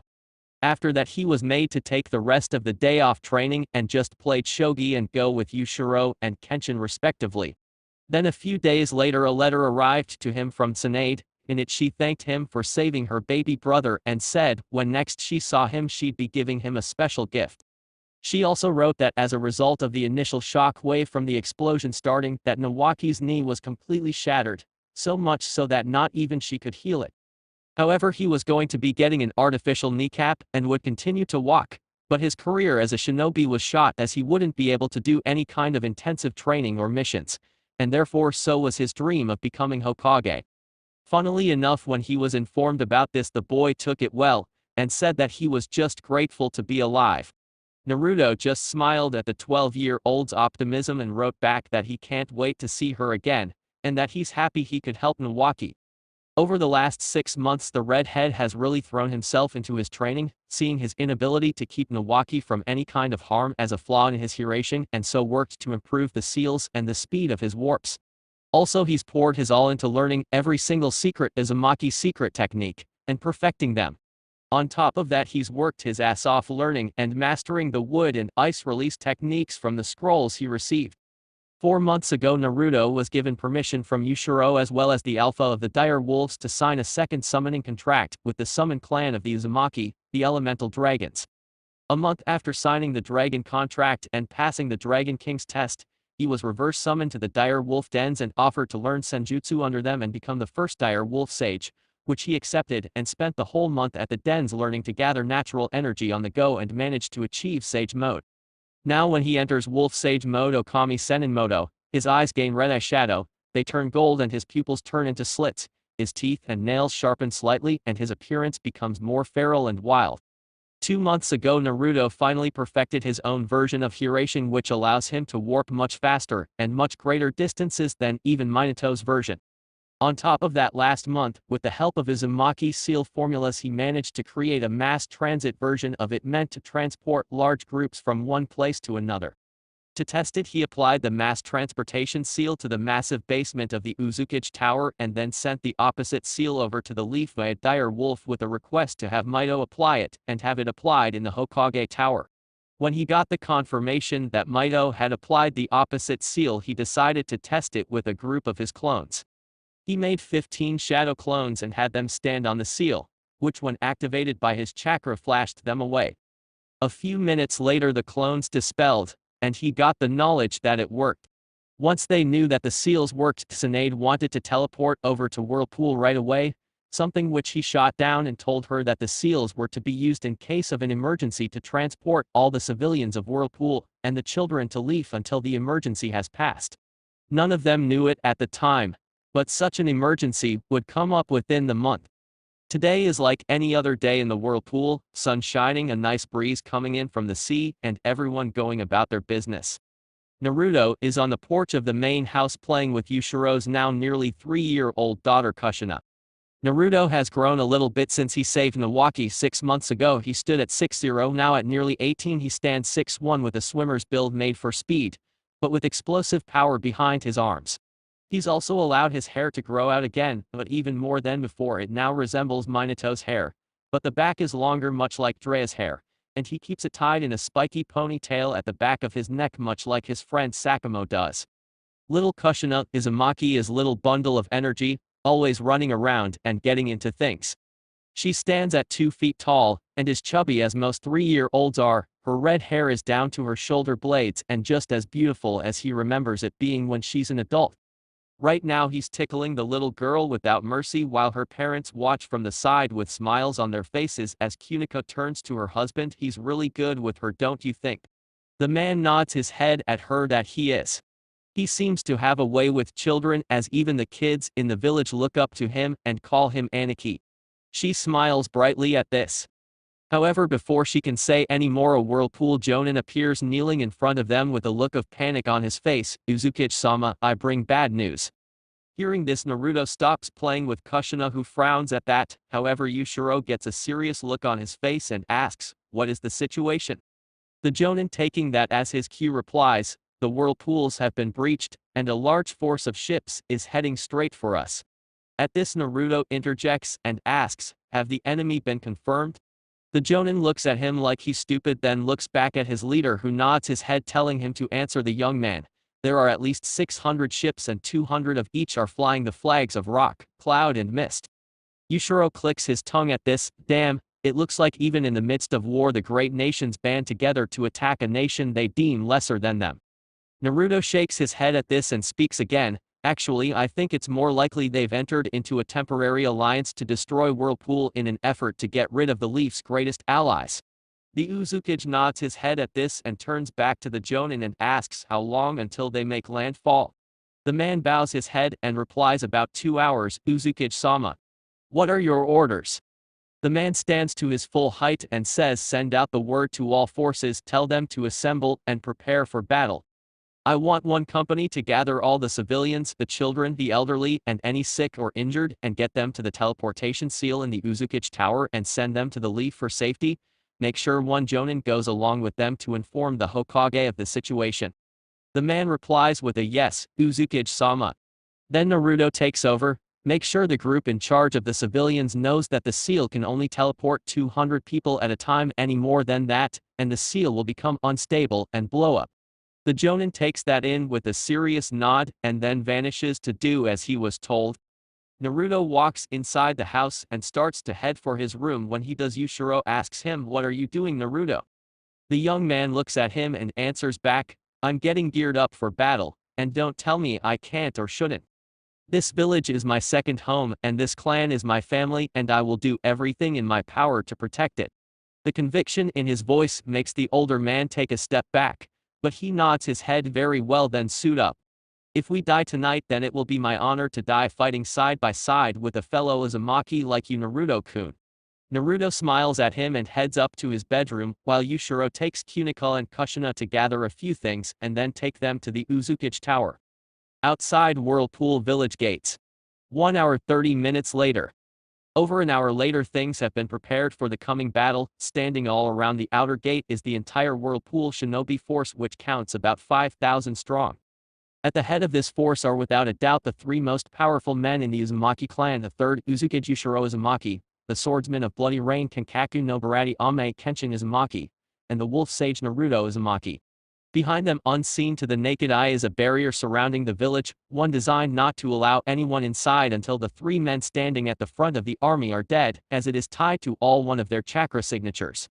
Inside the village, the evacuation is still going on. At last count, 70% of the non-combatants have been teleported to the Leaf, where Sarutobi has been told of the situation, and has replied that he's sending backup, and to hold out until they are able to transport over. As the men and women of the shinobi force stands and waits for the 600 ships to land and let loose their forces, they notice 6 shinobi heading their way at high speed from the ocean. As they get closer, they notice that these 6 are cloaked in chakra shrouds and realize what these 6 are as one man screams out, Jinchuriki. They sent Jinchuriki. Everyone gets fearful at this. However, Naruto rushes forward to meet the 6 Jinchuriki, ignoring Yushiro's scream of Naruto, get back here. You can't take them alone. As he runs, he enters Sage mode. He then creates 5 clones, and they all go through the same hand seals, as they each rush 1 Jinchuriki apiece at top speed. As they reach the 6 shinobi, they call out, Hokage-style 60-year-old technique, enclosed hermitage, entering society with bliss-bringing hands, Hokage Shiki Junjutsu, Kaku and Nin Sushu. As soon as they finish saying this, 10 pillars of wood appear all around each Jinchuriki, taking them by surprise, allowing all 6 Narutos to touch them, and then hop back, leaving a trail of chakra connecting them to the 6 Jinchuriki. Then all 6 say, at the same time, sit. As the kanji for the word sit appears on their right hands, and as soon as it does, all 6 Jinchuriki find the chakra of their tailed beasts receding and disappearing as the pillars suck away the demonic chakra. It leaves them feeling weak and confused, as when they try to call the chakra back they can't. However, they don't have much time to dwell on it, as each of them is suddenly knocked out by the Red Head and his clones. All the Narutos then take out storage scrolls that have stasis seals on them and seal the 6 men and women into the scrolls, putting them into status to be killed, ransomed off, or just released later on. After he gets the 5 scrolls from his clones, they all poof away, and he flashes back next to Yushiro, who looks at him with respect and pride. However, Naruto surprises him more when he asks, Uzukage-sama, if you wouldn't mind, would it be possible for you and everyone else here to hold back after the enemy lands? There's something I've been wanting to test for a while now and haven't had the chance, and now seems as good a time as any. Yushiro looks at him like he's crazy. Absolutely not. No one man can take on thousands alone. I don't know what you're planning, but it's not worth throwing your life away.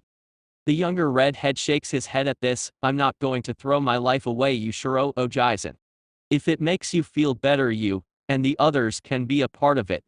He takes out a scroll and tosses it to the nearest battalion leader. See that every man and woman here gets at least 2 of what's in that scroll. The man in question looks at him questioningly and then looks to the Uzukage for permission. The older redhead looks confused. Naruto-kun, what's in that scroll? Naruto smirk as this, in that scroll I've sealed thousands of my Hiraishin kunai. I want every person in this army to toss them into the enemy forces as soon as they move to attack. It doesn't matter if they hit anyone or not, it's not going to interfere with my plan. Hearing that, the man nods his head to the jonin and the man proceeds to hand out all the tri-pronged kunai to the entire force. 20 minutes later, the 600 enemy ships land, their fronts open and hundreds of shinobi pour out, forming into battalions of 500 apiece, moving into nice straight lines, and remaining with their own comrades. Then after they're gathered together, the leaders of each battalion gives the command to attack, and they begin to move forward, first walking, then breaking out into a run. As they get 1,000 feet away, Yushiro gives the order for his men and women to toss to the kunai, which they do, unleashing a rain of 10,000 tri-pronged kunai down upon the 60,000 enemy shinobi. Some of the weapons manage to hit a good deal of them in vital spots, killing them. However, most of the rock shinobi summon rock walls to block the weapons, while the mist shinobi summon up walls of water to protect themselves, while the cloud shinobi dodge or block with their own kunai or swords. When it's over, there are thousands of tri-pronged kunai scattered all around them, and about 1,000 of each of their forces has been killed by the weapons, making 3,000 shinobi dead by the rain of kunai. They bring down their defenses and begin to march forward again. Naruto smirks at this, salutes his comrades and vanishes in a flash of red. A moment later, there's another flash of red in the middle of the battlefield and an entire battalion of mist shinobi fall down dead, slashed to death, and all anyone sees is a third flash of red before a fourth appears and an entire battalion of rock shinobi are run through with spikes of ice. Then with another flash, 2 battalions of cloud shinobi are killed via boiling mist. After that, it's utter chaos as flashes of red appear all over the battlefield, and 1 battalion after another is killed. By the time everyone gets their wits back 20 minutes later and think to erect defenses again, over 10,000 of them have been killed, making 20 battalions decimated. When they see another flash of red, they look towards the source and find one Uzumaki standing there with his sword held over his shoulder with the look of a predator on his feral face. All the Uzumaki shinobi can only stare in awe at the young man's prowess with his teleportation jutsu. However, what he does next shocks not only his fellow Uzumaki, but also all the enemy shinobi, as well as putting the fear of Kami into them. He sheathes his sword and goes through 3 hand seals, ending with the snake seal as he claps his hands together and intones, "Sage art would release secret technique nativity of a world of trees. Senpo Makutan Hijutsu, Jukai Koden." As soon as he calls it out, tree roots begin to shoot out of the ground, quickly turning into enormous trees. With the thought, he directs the roots and branches of the trees to attack the enemy shinobi. Many attempt to dodge or erect defenses, but the branches prove too strong and fast as they're impaled, and half the coast is covered in dense forest within moments. The downside is that a quarter of their remaining forces are killed, impaled on tree branches, or smothered by roots. After he ends the jutsu, his sage markings fade away, having used up the natural chakra he gathered with that technique, and still running on full with his own chakra, which at this point is now nearly equal to Sarutobi's current chakra levels. He rolls up his sleeve, revealing a tattoo of a dire wolf, and he smirks as he cuts his finger and runs eye over the tattoo and comments, "Time to run wild, Ryoshi." Then he slams his right hand on the ground and calls out summoning jutsu. As a huge puff of smoke envelops him, and a moment later everyone hears a loud "how wwwllll." Then the smoke clears to reveal the red head standing on top the head of a gigantic wolf. The wolf in question stands at 60 feet tall, is covered in dark black fur with large teeth and slitted red eyes. This is the boss of the dire wolves, the alpha of the pack, Ryoshi, who also happens to be the largest dire wolf and the strongest. Getting a whiff of the blood and death in the air, the great wolf gives a predatory smile which looks damn scary on his muzzle as he looks up at his head. "Involved in a battle, Naruto? From the looks of it, you've already taken care of almost half of their number." The redhead chuckles at this. "Yeah, well, it wasn't easy. I used up all my nature chakra to do that wood release jutsu. Now I figured since there are only a few left that I'd summon you and let you have a little fun, Ryoshi. The alpha wolf chuckles at this and responds, I suppose I could do with a snack. Now let's go wild. With that he lunges at the remaining enemy shinobi, crushing many under his paws, while snatching up a dozen in his mouth and eating them. The carnage the dire wolf unleashes is unlike anything the Uzumaki clan has ever seen, and the mist, rock, and cloud shinobi have ever experienced. Even though the enemy shinobi launch attacks at him, Ryoshi shrugs most of them off, is thick fur acting as armor. However, eventually he begins to run out of chakra and growls to Naruto to let him know they're going to launch one last attack. The 17-year-old runs through hand seals and intones, fire release, great fire destruction. Katan, Goka Mesetsu as he releases a massive stream of fire from his mouth at the same time that Fenner takes a break and releases it while calling out wind release howling wind. Futon Horyu Fu releasing a large gust of hot wind which mixes with the flames from Naruto's jutsu and becomes a gigantic wave of white hot flames in the shape of a wolf's head as they say together collaboration jutsu wolf flame obliteration can be jutsu okami hano heizoku as the wave of flames washes over a large group of the enemy shinobi turning them to ashes. After the attack ends, Naruto flashes to one of his kunai as Ryoshi puffs away giving him a smoke screen, and he proceeds to flash all over killing around another 3,000.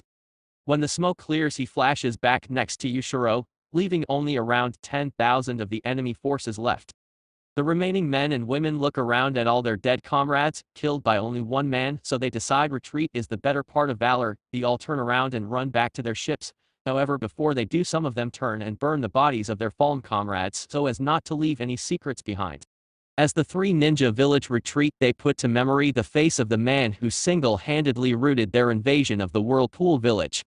All the Whirlpool shinobi are amazed by the prowess that this 17-year-old boy just showed, facing a 60,000-strong army made up of 3 different shinobi villages, including their Jinchuriki, and completely destroying them without breaking a sweat. Soon though a wave of cheers begins to start, and after a few moments every single man and woman there are cheering and chanting his name so loud that even the retreating ships of the enemy ninja can hear it. Naruto for his part can only scratch the back of his head in embarrassment and plead with them to stop cheering. Kenshin and Yushiro stand back away from the goings-on with happy but shocked smiles on their faces, as the younger of the two brothers comments that boy is quite a shinobi Oni-sama. His power and skill is up there with the greatest of shinobi. I dare say he's stronger than you. After all, even you with all your power could have only killed a quarter of their number before running dry on chakra and being killed. The older brother nods along with his words as he replies, you're correct there, Odoto. However, most of the work was done via his warping technique as well as senjutsu enhanced wood release bloodline.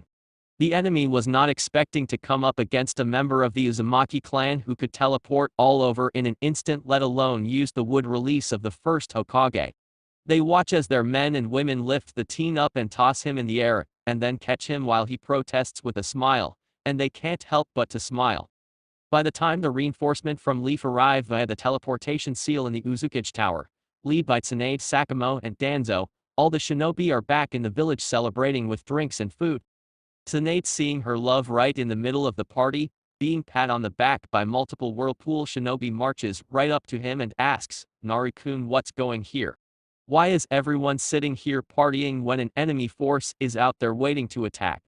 When he hears her voice and looks up to see the gorgeous blonde, he smiles widely as he jumps up to his feet, walks over to her and pulls her into a passionate kiss, causing many Whirlpool and Leaf ninja to wolf whistle. The blonde for her part can do nothing but melt into his embrace and return his kiss with just as much passion. When they part for air, Tsunade is slightly dazed but has a smile on her face, while the redhead sighs in content. Suheim, gods, how I've missed you. To answer your question, the invasion is over.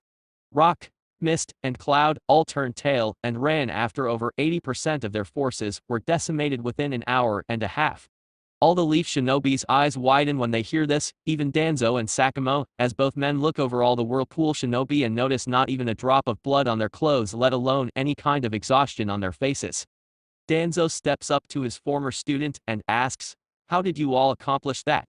From what I can see, it doesn't even look like any of the men or women here even saw battle.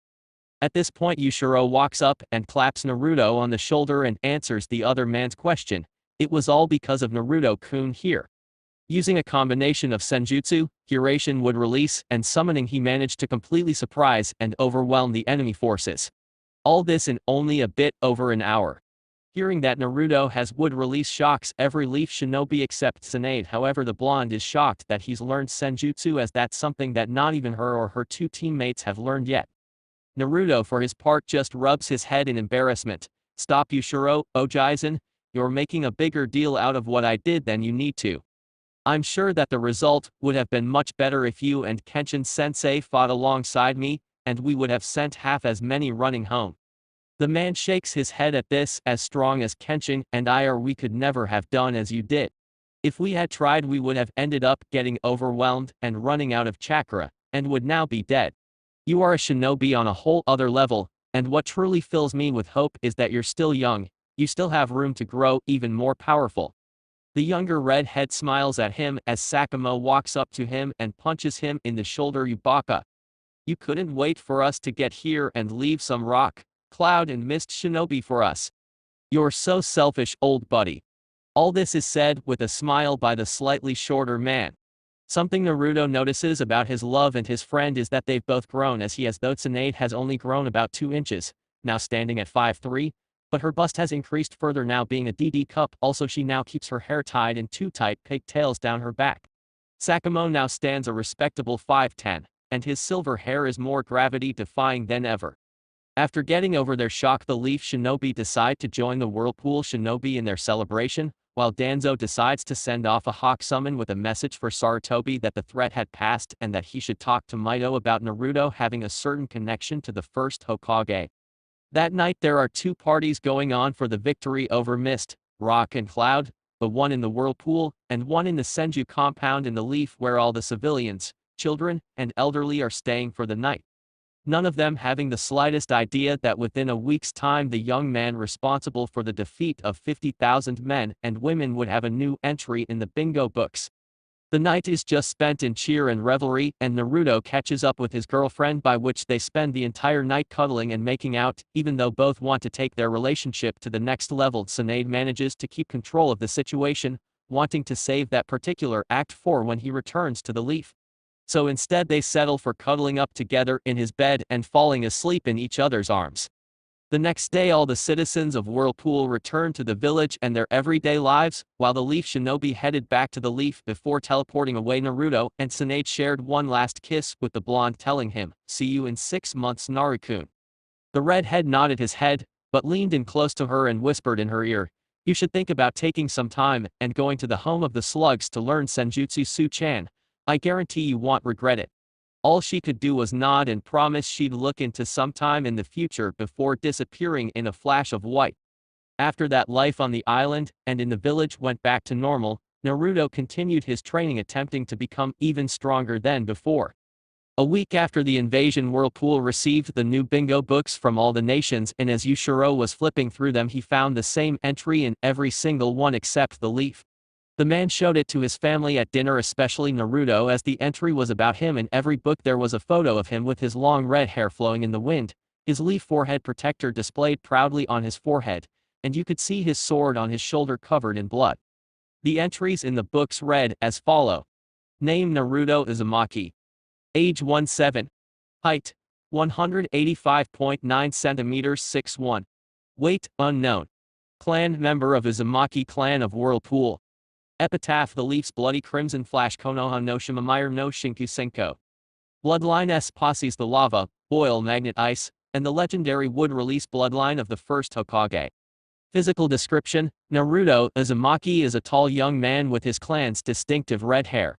He dresses in colors of reds and silvers, and is defined by a dark red vest with fur around the neck, and hem which bears the image of a wolf howling at a silver moon on the back. Skills: Ninjutsu Cage level. Genjutsu Jonin level assumed. Kenjutsu Cage level. Taijutsu Cage level. Fuinjutsu Cage level assumed due to Uzumaki heritage. Ryukijutsu Jonin level. Bounty: S. Rock 10 million Raya dead or alive, Cloud 10 million Raya alive, Mist 10 million Raya dead or alive, Sand 5 million Raya dead, Rain 1 million Raya dead. Rank: S. Special order: flee on sight. Do not engage unless you are a cage or cage level shinobi. Naruto Uzumaki is responsible for the deaths of 50,000 rock, cloud and mist shinobi in the failed invasion of Whirlpool Village. After reading that, Naruto could only chuckle to himself, as it seems he's become the first flash of the leaf, and a bloody crimson one at that. Also the fact that he's one of the only shinobi in history to gain a flee on sight order, much like his future father. The funniest thing is that he still has yet to even regain half the power he had in his prior timeline. He still has a ways to go. First he needs to regain his tailed beast mode, then he needs to unlock the Rinnegan and train with it, and then regain the 6-path sage mode, but he's still a long way off from all of that. After getting over the fact that he's now a certified S-rank shinobi, he was teased by Kamiko, who said he'd probably do something to completely mess up his mysterious and serious S-rank status. Kenshin, however, put a stop to this, and said it was time to get back to training, and learning the last two of the Shigure Ryu attacks, the ones he himself created when he succeeded his master. So they headed out back to continue the Shigure Ryu training. 6 months later. Day of return to Leaf. The final 6 months of Naruto's stay in Whirlpool seemed to fly by. After the invasion, Naruto put his nose back to the grindstone and increased his training even more, having learned the final 2 techniques of Kenshin's Shigure Ryu and then creating 3 more forms of his own, even though he still prefers his heightened Mitsurugi Ryu, which he's also perfected, having learned both the succession techniques, Kyusurius and 9-headed Dragon Flash, which is the second most powerful attack in the style because it targets all 9 vital points in the body at the same time. He also learned the ultimate succession technique, the Amekekuru Ryu no Hiramiki Heaven Soaring Dragon Flash, which is the most powerful attack in the heightened Mitsurugi Ryu, as it an attack that goes beyond Godspeed. The way it does this is by at the last moment when one uses Beta Jetsu, at the last moment of the attack you put your left leg in front of your right leg before drawing your sword. Also, even if by chance the initial blow is blocked, then the air is displaced from the power and force of the blocked strike in such a way that it creates a vortex which draws the opponent in for a second blow. The second blow then uses the pent-up force from the first to accelerate itself. He also has mastered all the Uzumaki clan Fuinjutsu, even improving some of them and giving his notes to Yushiro to use and teach to future generations of Uzumaki, including his own daughter. He also hinted to the man that he and his wife should have another child to give cushion on a sibling, as growing up an only child is never fun. However, today finds the 18-year-old standing outside the gates of the village preparing to head back to his first home, while everyone has come to see him off. At the head of the large crowd in the Uzukage himself, wearing a blue kimono and hakama pants with whirlpools all over them. Yushiro steps forward and embraces the young man with a strong hug, then steps back and speaks, "It has been a pleasure to have you here, Naruto-kun. Under normal circumstances, I would try to convince you to stay and take your place as a member of the clan, but I know your heart is in the leaf with TSUNADE. All I can do is to thank you for all you have done for the village, and to tell you that you carry the Uzumaki name proudly." The younger redhead bows his head in gratitude. "Thank you for your words, Yushiro Ojizen. Thank you for taking me in and accepting me as a true Uzumaki. Thank you for all the training and life lessons you have bestowed upon me. Most of all, thank you for having faith in me 6 months ago, and not treating me like a child for my crazy idea. I will always remember my time here and look back on it fondly, and this will always be my second home. However, I must return to my real home, to my friends, and to the love of my life." The man nods his head and steps back as his wife steps forward with their daughter, and the 2 female Uzumaki hug him, with the 3-year-old crying, "No go Ruto ni." He just rubs her head and smiles at her, "Don't worry, Shina-chan. We'll see each other again sooner or later. You be a good girl for your Ka-san and to San." Then he speaks to the mother, "Thank you for your care and great meals these last 3 years, Kunika Obe-san." The woman smiles at him and nods her head and then steps away. He turns to the entire village at that point, "Well, I'm off.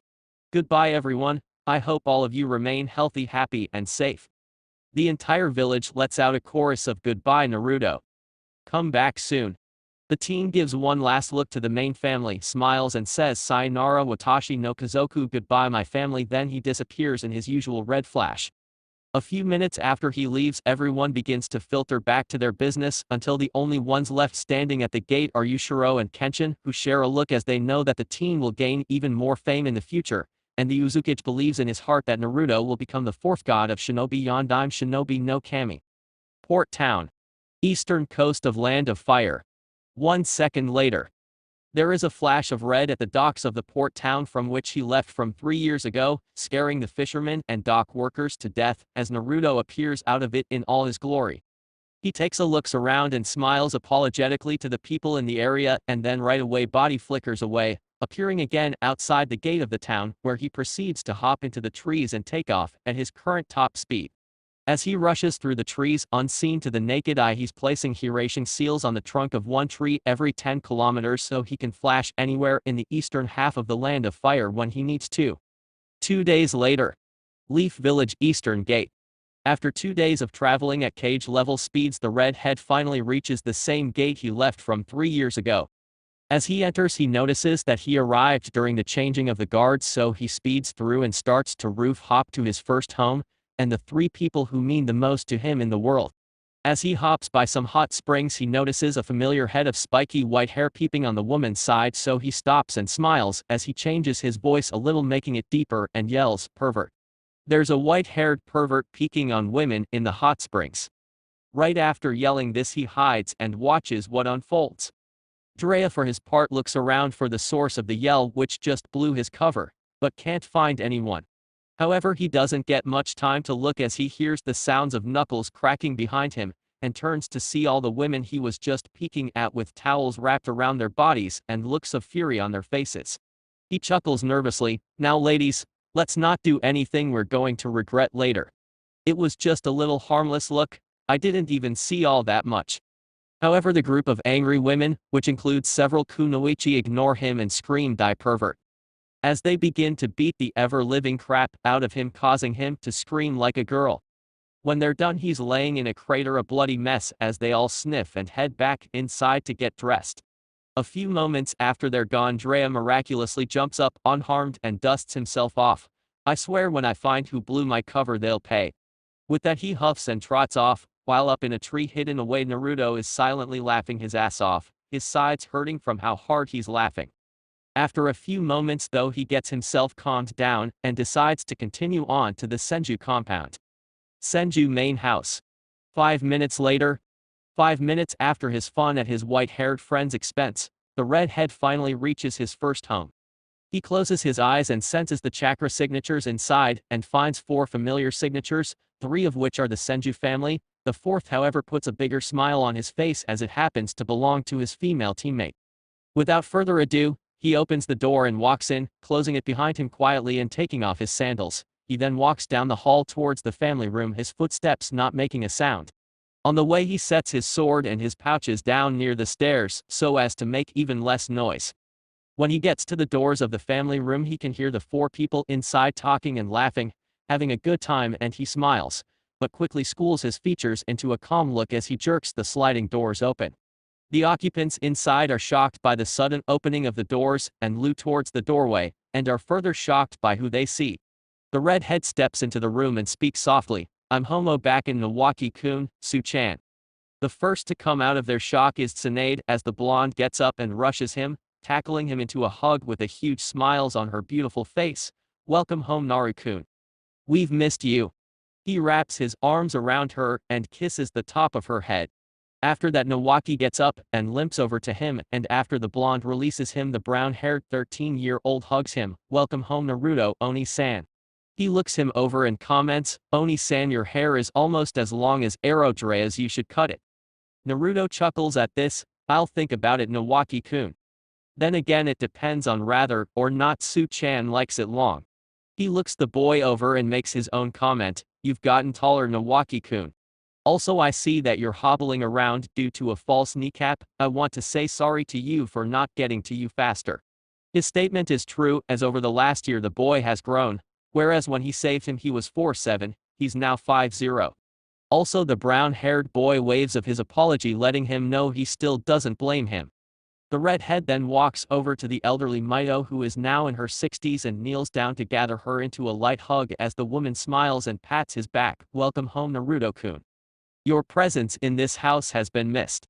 Naruto smiles at her and stands back up as he takes 2 scrolls from his vest and holds them out to her as he replies, "Thank you, Mito Obe-san, not only for welcoming me back, but for sending these scrolls to Whirlpool for me to learn from."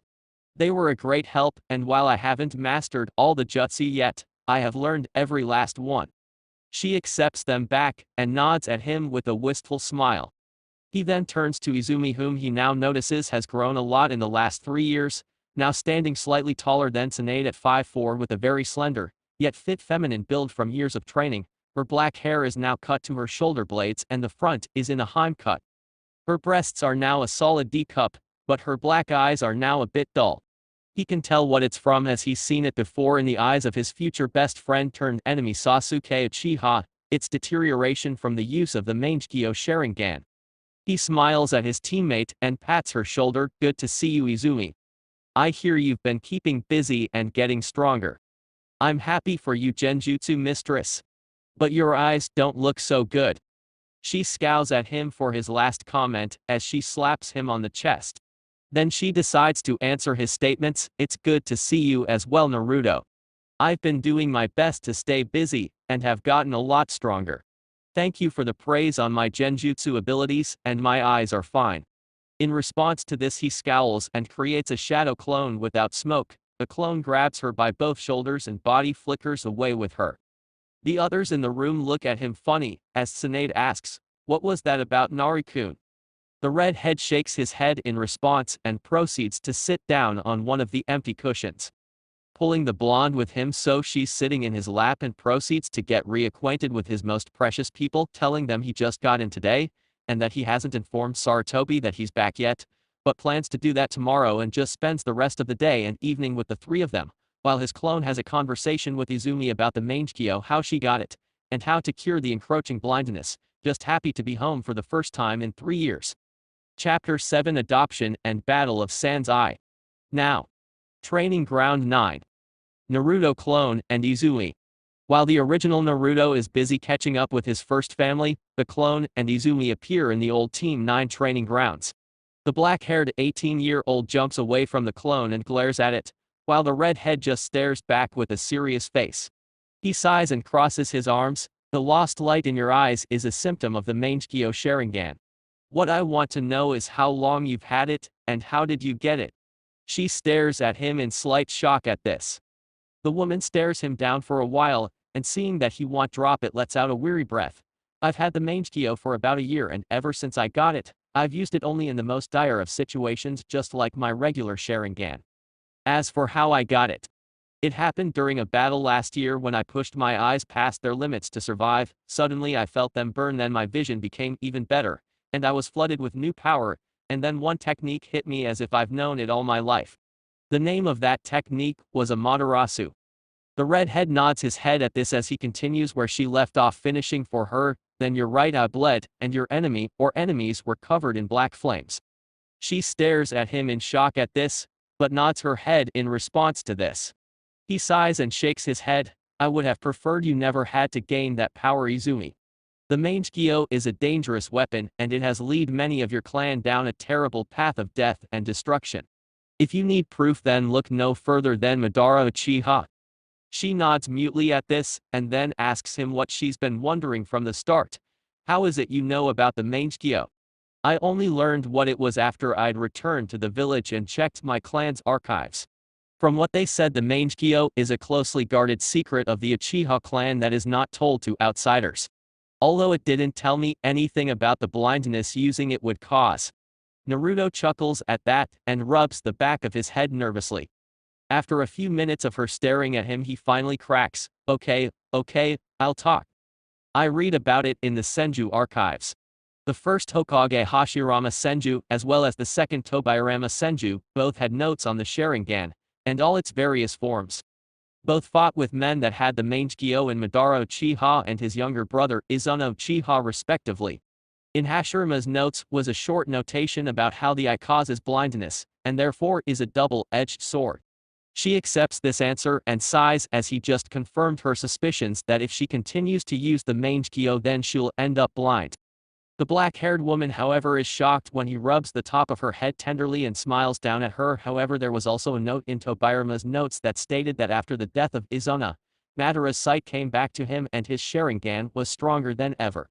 He wrote that he believed that Madara had taken his brother's eyes and transplanted them into himself, and that somehow reversed the effects of the Mangekyo and even made it stronger. She looks up at him with a shocked and hopeful look on her face. Are you saying that I could reverse my blindness by simply transplanting the Sharingan of another member of my clan into my eye sockets? He shakes his head at this. No, it won't work with just any Uchiha. The donor has to be a close blood relative like a parent or sibling, also that person has to have the Mangekyo as well, otherwise it won't take, and you'll still go blind. She lowers her head at this, knowing that no one else in her clan, especially not her parents or younger brother, have a Mangekyo Sharingan. She begins to cry for the hopelessness of it all. Suddenly she feels a pair of strong arms wrap her in a soothing hug as her red-haired friend runs his hands through the back of her hair and pats her back. Don't cry, Izumi. Not all is lost. The transplant could be performed using the eyes of a direct blood relative down the line who died, but had the Mangekyo. What you need to do is to go back in your direct family tree and search for anyone might have had the Mangekyo. When you find that person, you can ask the clan head to allow you to have that person's still viable eyes, which your clan stores in a secret place. She sniffles at this as he continues to soothe her. If you find that none of your direct relatives ever had the Mangekyo, then I have one more option to help you, but it's a last resort and untested. So don't lose faith, but also don't get your hopes up, okay? She nods her head into his chest, but their position finally hits her and she begins to blush as she's never been this close to any man except her father, and that was entirely different. He lets her go and steps back from her as she wipes the tears from her eyes. Alright, I'm going to pop and let the boss know how things went. You can head back to the house if you want to grab your sandals. With that, the clone dispels in a puff of smoke, sending his memories back to the original and leaving a still blushing Izumi standing there, still thinking about how warm his chest was. However, she quickly shakes her head to get rid of those thoughts. Bad Izumi. Naruto is with Tsunade-chan, and they love each other very much. Besides, you and him have never had anything more than a brother-sister-like relationship. He would never be interested in you like that. Plus, it would be wrong to come between him and Tsunade-chan. This was a one-time thing. Best to go back to the Senju house, get your sandals, and then head home. With that thought firmly in her mind, that's exactly what she does. When she gets back, she tells the occupants of the house that she's just returned for her sandals, and she was heading home as she had a lot to think about and do. Tsunade, being the good friend she is, asked if she was okay, and she told her everything was fine and even smiled at her, and then left after telling the four to have a good evening and thanking Naruto, who smiled at her and nodded his head in her direction as he was playing Go with Nawaki. Leaf Village. Tree Bud Orphanage. 2 days later. It's been 2 days since Naruto returned to the Leaf and immediately went home. The first night he spent with his first family, he and Mito spent time talking about Fuinjutsu, while he kicked Nawaki's butt in both Shogi and Go. However, the person he spent the most time with was Tsunade, having missed her dearly. They cuddled all night, sharing little caresses and kisses the entire night, and then when it was time for bed, they went to his room, made out on his bed, and fell asleep together with smiles on their faces. The next day he headed to the Hokage Tower and informed Hiruzen he was home. Luckily, or unluckily for him depending on how you look at it, the Hokage was not alone in his office at the time. Standing there with him were Homura, Kohari, and of course Danzo, who was dressed in his full anime gear complete with dragon mask. Sarutobi and Kohari greeted him warmly, while the other two men greeted him with respectful nods. When asked when he'd arrived, he informed them he'd gotten there the night before. That got him in a little trouble with Homura, who said he should have reported first thing instead of dallying, to which he retorted that the first place he went was home. After hearing that, Sarutobi chuckled and said it was okay and welcomed him back, announcing that he would give him a few days to re-acclimate to the village and then he'd be back on active duty. After letting him know that was fine, he left the office, and as soon as he was out the door he ran right into a large roadblock. When he looked at the roadblock, he saw that it was Drea, and that's when he noticed how big the man had gotten. In the 3 years he was away, his first and best friend had grown considerably, being about 2 inches taller than himself, standing 6'3". However, his build is much larger, with bulging muscles and broad shoulders. From sight he'd say the white-haired man weighed a good 190 plus lbs. As soon as Drea caught sight of who he bumped into, he smiled widely and scooped the red head up into a crushing hug, welcoming him home in his own silly way. Naruto, for his part, took it in stride and told him it was good to see him. Of course, he did ask if the man had been peeking in any hot springs recently, to which he laughed and said, every chance he gets. After talking for a couple of minutes, Naruto told Jiraiya he had to get going, and they could catch up more that night at their usual barbecue place. The white-haired toad summoner said he'd see him there, and the redhead head out of the tower and into town. While walking through town, he ran into the last two members of their six-person group, Orochimaru and Sakamo, who surprisingly were together and looked like they'd just finished training. The two greeted him warmly, and he greeted them the same in return, telling them that they look well. He noticed that Orochimaru had also grown, now standing at 5'9", but still thin as heck, weighing barely 125 pounds, his hair now down to his butt. Sakamo looked the same as he did 6 months ago, except his clothes were slightly scuffed up from their sparring. They caught up a little bit, Orochimaru telling him that he's going to be starting his sage training with the snakes soon, to which he congratulated him and wished him luck. After about 20 minutes, they decided to part ways and meet up later that night at the barbecue place and went their separate ways. Later that night, everyone met up at the Akimishi barbecue, Naruto arriving with his girlfriend on his arm, and the group proceeded to catch up. During the conversation, Jiraiya asked him how hard it was to become a sage, and he told him it really depended on the person and on the summons who are teaching it. For him, learning from the dire wolves, it was pretty easy, but for the white-haired teen, learning from the toads will probably be a lot harder, considering that if you don't keep your sage chakra levels equal to your reserves, then there is the possibility of developing traits of the animal who you're learning it from, or being turned to stone forever. After hearing that, Jiraiya got freaked out, rambling about how he didn't want to look like a toad and get a ton of warts because it would ruin his chances with the ladies. At that point, TSUNADE pointed out that his perversion already ruins any chance he has with a woman, causing everyone except him to laugh. After dinner was over, they all went their separate ways again, with the redhead and his blonde love heading back to the Senju compound. On the way there, he told her what he planned to do today: adopt a kid and raise it like his own so it wouldn't grow up alone. This got him a tender kiss and compliment on his kind, caring, and giving nature and why she loves him so much. So that's where we find our hero today, standing in front of the Tree Bud Orphanage, which he knows for a fact is the one in which Minato grew up. He walks through the gates and looks around at all the smiling face of the children, boys and girls ages 2-10, and he smiles at them as they turn to look his direction. As he walks to the door, he takes notice of a familiar head of spiky blonde hair, and looks over to find a chibi version of his father, 3 years old and all of about 3'1". However, what sets little Minato apart from his peers is the intelligence he sees behind his eyes as the little boy reads a book meant for a child twice his age with ease. With a smile on his face, he proceeds to walk over to the little blonde and takes a seat next to him on the bench he's sitting on. "What you reading, little one?" The boy looks up from his book to see the red-haired man, and not sensing any kind of danger from him, answers innocently, "I'm reading about the first Hokage." Naruto looks at the book and confirms that it's indeed a storybook about the adventures of Hashirama Senju, and chuckles, "I see. I've read that book before. It's well written, if a bit dry for my tastes. Then again, I've been told stories of the man by people who knew him personally." This gets the blonde's attention right away, as he closes the book and asks, "Really? You know people who knew the first? Who?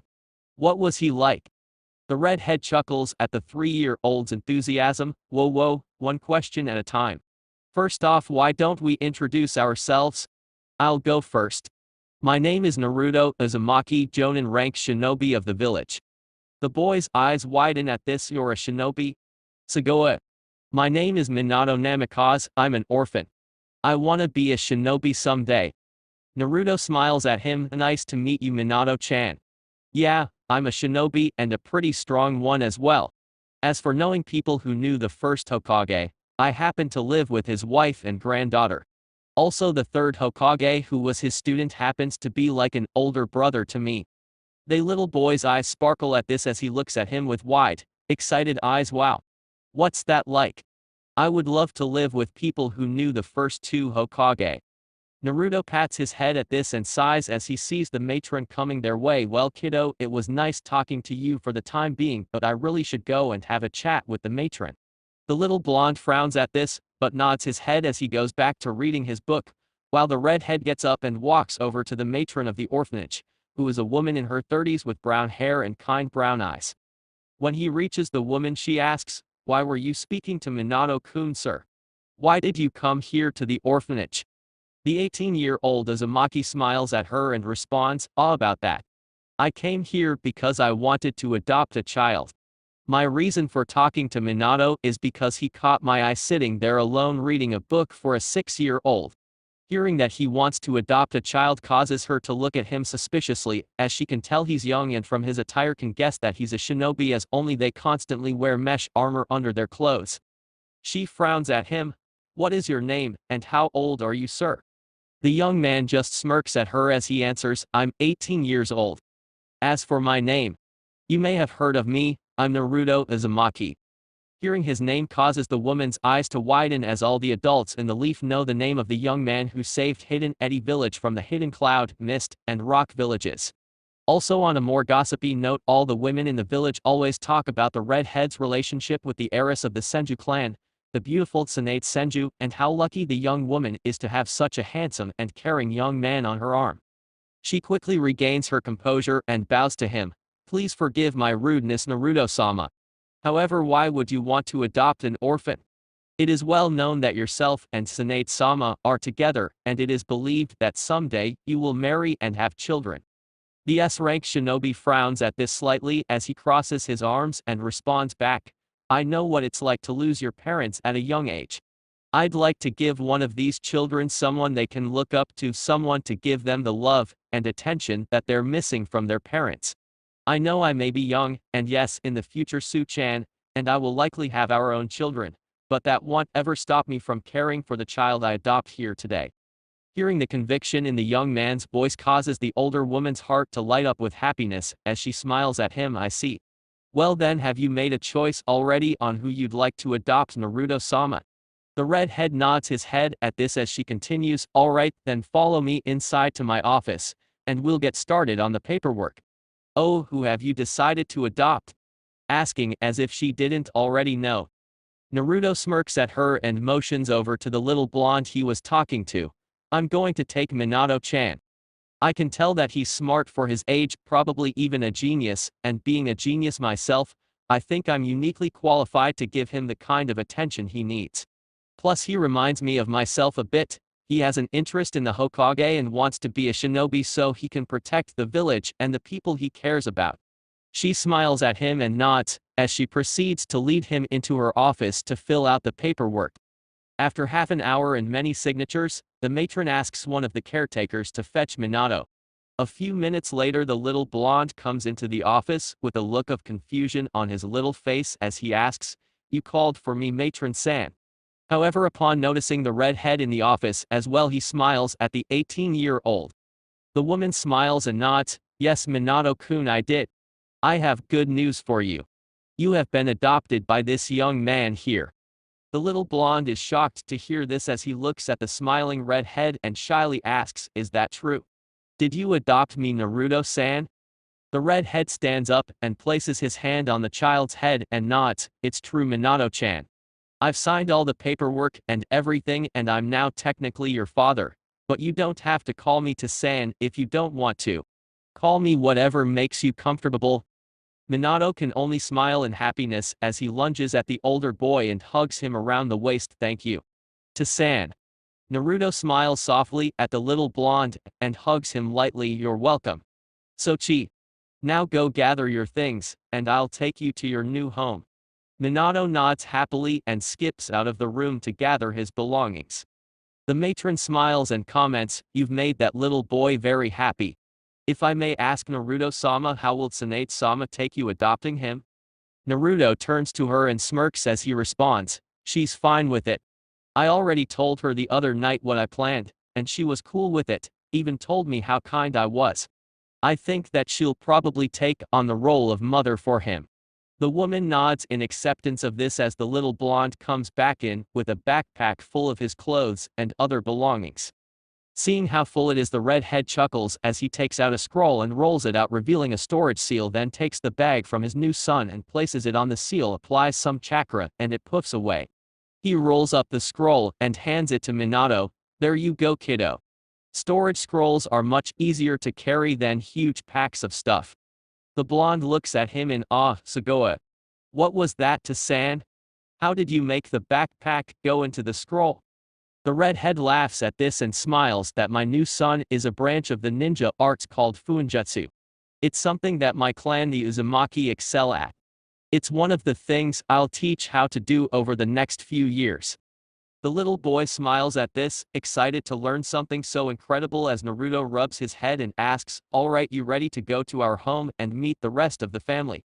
Minato nods his head as the young man holds on to his shoulder tightly, then smiles at the matron. "Thank you, miss.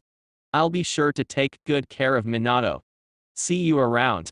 With that, the two males disappear in a flash of red, shocking the matron, who just shakes her head and proceeds to stand from her desk to check on the other children under her care. Senju House. Seconds later, Naruto and his new son appear in the entrance hall of the Senju house in a flash of red. The 3-year-old, feeling dizzy from the teleportation, falls to his butt. Naruto turns to him and picks him up in his arms and pats his head. "Sorry about that, kiddo. I forgot you've never experienced a chakra technique before." The little blonde slowly manages to regain his bearings and asks, "What was that to San?" The redhead chuckles before responding, "That was a time-space ninjutsu that the second Hokage created and that I reworked and perfected. It's called the Hirashing and allows me to teleport from one place to another in an instant so long as the place I'm going has one of my seal markers." The little blonde's eyes light up at this, finding it to be pretty cool. "Wow. How fast can you move with it?" Naruto smirks as he removes his sandals with his feet, then uses his free hand to remove the boys and put them near the door next to 3 other pair. Then he walks deeper into the house while replying, "Fast enough to take out thousands of enemies within a few minutes." Minato is awed by this, however his new father's next words make him nervous. "Now get ready because you're about to meet the rest of your new family." The little boy's eyes widen at the knowledge that he's going to have more family than just his new father, and suddenly he feels very nervous. What if the other members of the family don't like him? What if they're all mean to him unlike his new to San? What if he's not good enough to be part of an awesome shinobi family? All these thoughts and more cycle through his head as Naruto walks with him towards the sitting room. When they enter the room, the little blonde comes out of his thoughts to look around the room and sees 3 other people sitting there, 2 women and 1 slightly older boy around 13 or 14. TSUNADE and Nawaki look towards the entrance of the room to find their favorite redhead. However, they all look at the little blonde in his arms and each have different reactions. Mito is wondering who the child is and why he and Naruto bear similar facial features, and hopes that the child is not his by birth. Nawaki is confused as to why his honorary brother is holding a small blonde child in his arms. Tsunade, however, smiles brightly at her love for his big heart as he had told her he was going to go and adopt a child today. Then she looks at the little blonde and smiles warmly at him and can't help but to think that he's what her and Naruto's future son might look like. Mito is the first to get out of her shock though and asks, "Naruto-kun, who is that child? Please don't tell me that he is your son, because if so then that means you have cheated on Su-chan, and I will have to punish you." Naruto shivers slightly at her tone, but shakes it off and smiles as he responds, "Actually, as of 10 minutes ago he is my son. However, he's not biologically mine, so don't worry about that, Mito Obesan. I adopted him from one of the orphanages. Everyone, I'd like you to meet Minato Namikaze Uzumaki." "Minato-kun, meet everyone." Minato lifts his head from his new father's shoulder and smiles awkwardly at everyone and waves hi. "I'm Minato."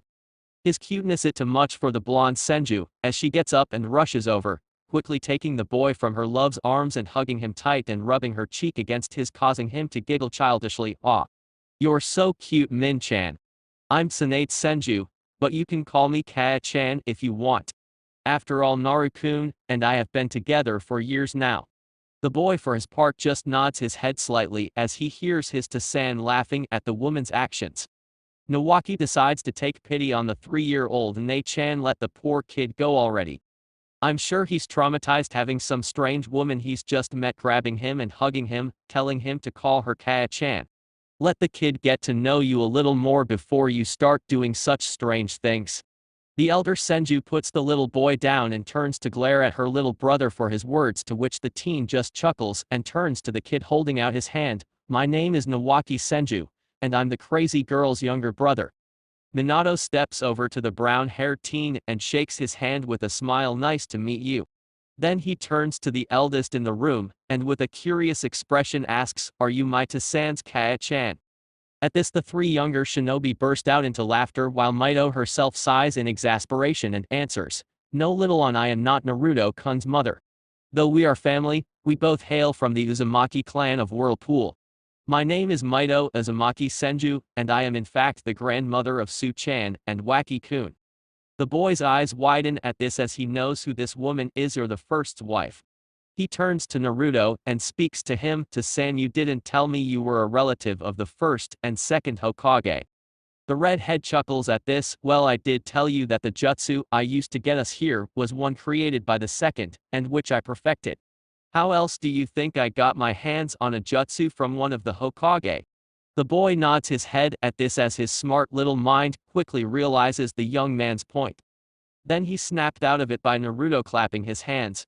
Alright, now that the introductions are over, let's take you upstairs and pick you out a bedroom, and then you can unpack your stuff and put it away, and then we can all have lunch together as a family and you can get to know us all much better.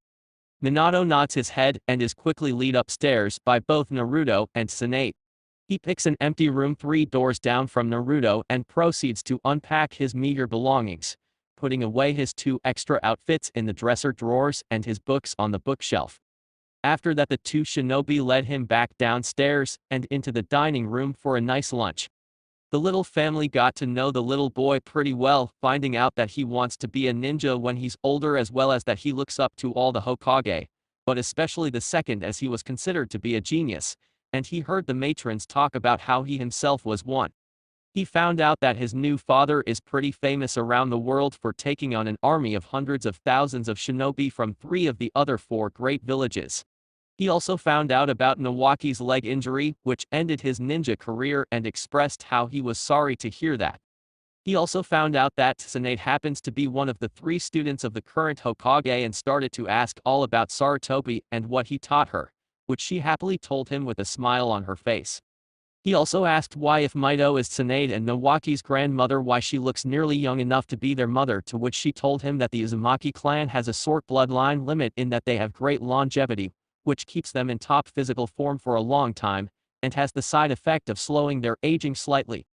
So even though to most she is considered senior citizen and an elder, to the Uzumaki clan she is considered to be middle-aged, because it's not uncommon for an Uzumaki to live to be 200 unless they die in battle first. The blonde found this pretty cool and wished he was really Naruto's son so that he could live for longer and be a great ninja for even longer. He even revealed that it's already his dream to one day become the Hokage one day.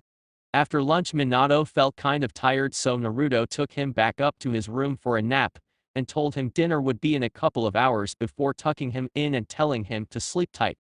2 weeks later. Training Ground 7. It's been 2 weeks now since Naruto adopted Minato, and those 2 weeks have been a learning experience for the 18-year-old redhead. Today, however, we find him in Training Ground 7 sparring with Tsunade, who has begun to become frustrated with him as of late, which can be seen by the fact that she keeps uprooting trees and cratering the ground as she attempts to hit him. The reason for her frustrations is because she has been dropping subtle hints that she's ready to take their relationship to the next level and have sex with him, but the redhead is so thick-headed that it's gone completely over his head. Hence why right now she's trying to get out some of her sexual frustrations by pounding the man she loves into paste. She attempts a left hook, but he dodges around it and hits her in the ribs with the tips of his fingers, hitting a pressure point there, causing her to grunt in pain and feel numb in her ribs. She then dodges his follow-up roundhouse and goes for an elbow to his thigh, however he vanishes in a body flicker and appears 100 feet away. Looking over the damage to the training ground, he whistles, "Wow, Suheim, that super strength of yours never fails to impress." The blonde smiles smugly at this as he continues, "However, I can't help but to feel like you're trying to tell me something with all this destruction. Did I do something to piss you off?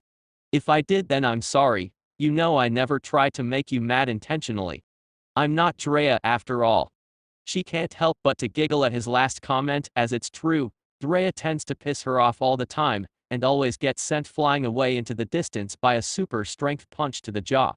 But she gets over it quickly and glares at him before rushing him faster than before with her fist raised up coated in chakra Yubaka. Of course I'm mad. I've been trying to tell you something all week, and you're too stupid to notice. At the end she brings her fist towards his face, however she hits nothing but air as he appears behind her and manages to bring her arm down to her side as he wraps his own arms around her body holding her there tightly. She growls at him as she thrashes about in his arms trying to escape, however she begins to lose her will too as he lays kisses along her neck from behind. Naruto smiles internally as he feels her begin to calm and even hears a slight moan escape her lips as he kisses the pulse point on her neck. I'm sorry Suheim. Please forgive me for not getting whatever message you were trying to send me the last week. I know it's no excuse, but I've had other things on my mind, like being a new father to Minato. Also I've been thinking all week of the perfect way to ask you something but couldn't come up with anything that hasn't been done a million times before or wasn't too flashy. So I'm going to ask you right now. Tsunade Senju, with you marry me? The blonde however is only half listening as she's enjoying his ministrations. Inari-kun. I'll do whatever you want. However after a moment her clouded mind clears as she registers the words marry me and she turns around in his arms with a look of shock on her face. Did you just say what I think you just said? He smiles slightly and asks depends. What do you think I just said? She slaps him on the chest and responds, don't play dumb with me. Did you just ask me to marry you? The redhead nods his head, yes I did. I love you Tsunade, more than anything in this world. We've been dating since we were 13 and for the years I was in Whirlpool I missed you more than I've ever missed anyone, even my parents. I couldn't imagine ever living my life without you and so I want to make us permanent by making you my wife. So what do you saw? He's suddenly cut off by Tsunade passionately kissing him. After a full 5 minutes of kissing they break apart and he smiles widely. Should I take that as a yes? Tsunade kisses him again quickly and responds, yes, I'll marry you Naruto-kun. You're the only man I have ever loved and ever will love. I've been waiting for you to ask me to marry you since before you left for Whirlpool. Naruto chuckles at this as he separates from her and goes into his coat pocket and take out a small storage scroll. He then opens it up and proceeds to bite his thumb, smears his blood on the seal while also applying some chakra. In a puff of smoke a diamond ring appears, with a 3-carat princess cut diamond set into the golden band which has the Senju and Uzumaki clan symbols carved onto each side of the band. He places it on her left ring finger and she lifts her hand up to the sun to look at it, as the light makes the diamond shine. She puts her hand down and smiles widely before squealing and jumping into his arms and kissing him a third time. Neither able to keep the smiles off their faces as they lock lips and tongues. However after a little while they both need to breath and break apart. Tsunade begins to rub her thighs together, no longer being able to stand it she looks at him, her eyes full of both love and lust, and whispers in his ear, flash us to my bedroom. I want you now. To make her point she rubs the slight bulge in his pants. The redhead nods his head as he grabs hold of her and they vanish in a flash of red just as their teammates all show up to see the training ground pretty much wrecked. Naruto and his blonde love appear in her bedroom and proceed to spend the next 4 hours in the throes of passion and love. Luckily no one in the house can hear Tsunade's moans and screams of orgasmic bliss because the redhead applied some privacy seals to the room via shadow clone. 4 hours later. Senju main house. Tsunade's bedroom. After 4 hours of love-making the two newly engaged shinobi are laying together in the blonde's bed, still naked, covered in even more sweat, and glowing in post-coital bliss. Tsunade has her head resting on Naruto's chest, while his arms are wrapped around her. All she can think about is how happy she is, not only because she and her love took their relationship to the final level, but because of his proposal and the fact that she's going to be the future Mrs. Tsunade Senju Uzumaki. She giggles at this thought, causing the redhead to look down at her. Wanna share what's funny with the class, Susu? The blonde snorts at the new name and looks up at him from her spot on his chest. Oh nothing Narikoi. I was just thinking about the future and how someday I'm going to be Mrs. Tsunade Senju Uzumaki. Naruto chuckles at this, the action causing his chest to rumble and fill her with warmth. Why Senju Uzumaki? Why not Uzumaki Senju? Or you could continue to be Tsunade Senju, and I could be like Mito Abe-san and start calling myself Naruto Senju Uzumaki. We could do the name thing however you want, time. She smiles at this and kisses his pectoral muscle. "You're sweet, Naruto. I know you said I could just keep the Senju name and not take yours at all because I'm actually the legal head of the Senju clan now. But I want to incorporate the Uzumaki surname into my name to show that I'm married to the most wonderful man in the world." At this the redhead feels a bit guilty as he's kept a few secrets from her just as he has most others. Sighing to himself he decides it's time to reveal one of his biggest secrets to her. "Now that you've said that, I feel like I have to be completely truthful with you so that our marriage doesn't start on a bad note. All the abilities and the bloodlines I have that you know about are not actually all the bloodlines I have." The blonde hearing this sits up and looks at him confused. "What do you mean they aren't all the bloodlines you have? What other bloodline could you have besides the elemental ones and your Uzumaki longevity?" At this he lets out another sigh and thinks to himself, "Here goes nothing." With that thought in mind he activates his last hidden bloodline, as his eyes turn from their usual deep blue to a crimson red with 3 black tomes in each eye and a black pupil. The Senju lets out a gasp at this as she recognizes those eyes as they are the eyes of her clan's rival, the Uchiha clan. They are the Sharingan. She stares in shock. How do you have the Sharingan? Naruto, tell me this is Genjutsu, and you're just pulling my leg." He however shakes his head at this. "It's no illusion, Tsunade. These eyes are the 100% real deal Sharingan in its fully evolved form." She shakes her head at this. "But how? I thought you were a pure-blooded Uzumaki. To have the Sharingan you'd have to be at least part Uchiha." The redhead frowns at this a little. "I know. I thought I was pure Uzumaki to both my parents had the red hair of the Uzumaki clan. But I developed these eyes after graduation while training alone one day. At first I was freaked out because I knew it meant that one of my parents had to have had Uchiha blood in them. But then I decided to keep it a secret lest it lead to many questions which I can't answer, and so I've trained with them secretly for years and mastered them. But I never used them as my own skills, and regular eyesight has always been enough. At this point, they're my biggest trump card against enemies should I ever encounter someone who is stronger than me that I can't defeat with my usual skills." Tsunade, seeing the look on his face, softens her own look and kisses his cheek. The blonde snuggles back up into him. "It's okay, Naru-kun. I'm glad you told me about this because it means our kids could potentially inherit not only your elemental bloodlines, but also the Sharingan. However, it doesn't change the fact that I love you and that you are still the best man I know." He smiles widely at this and kisses her forehead. "Thanks, Suheim. But could you keep it secret from everyone else?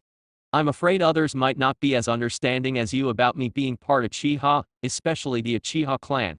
I mean, they already hate Izui's friendship with me because of my being an Uzumaki, and in their eyes Uzumaki equals Senju." She giggles at this, but agrees, to which he thanks her and then proceeds to displace her by getting out of bed and heading to the attached bathroom.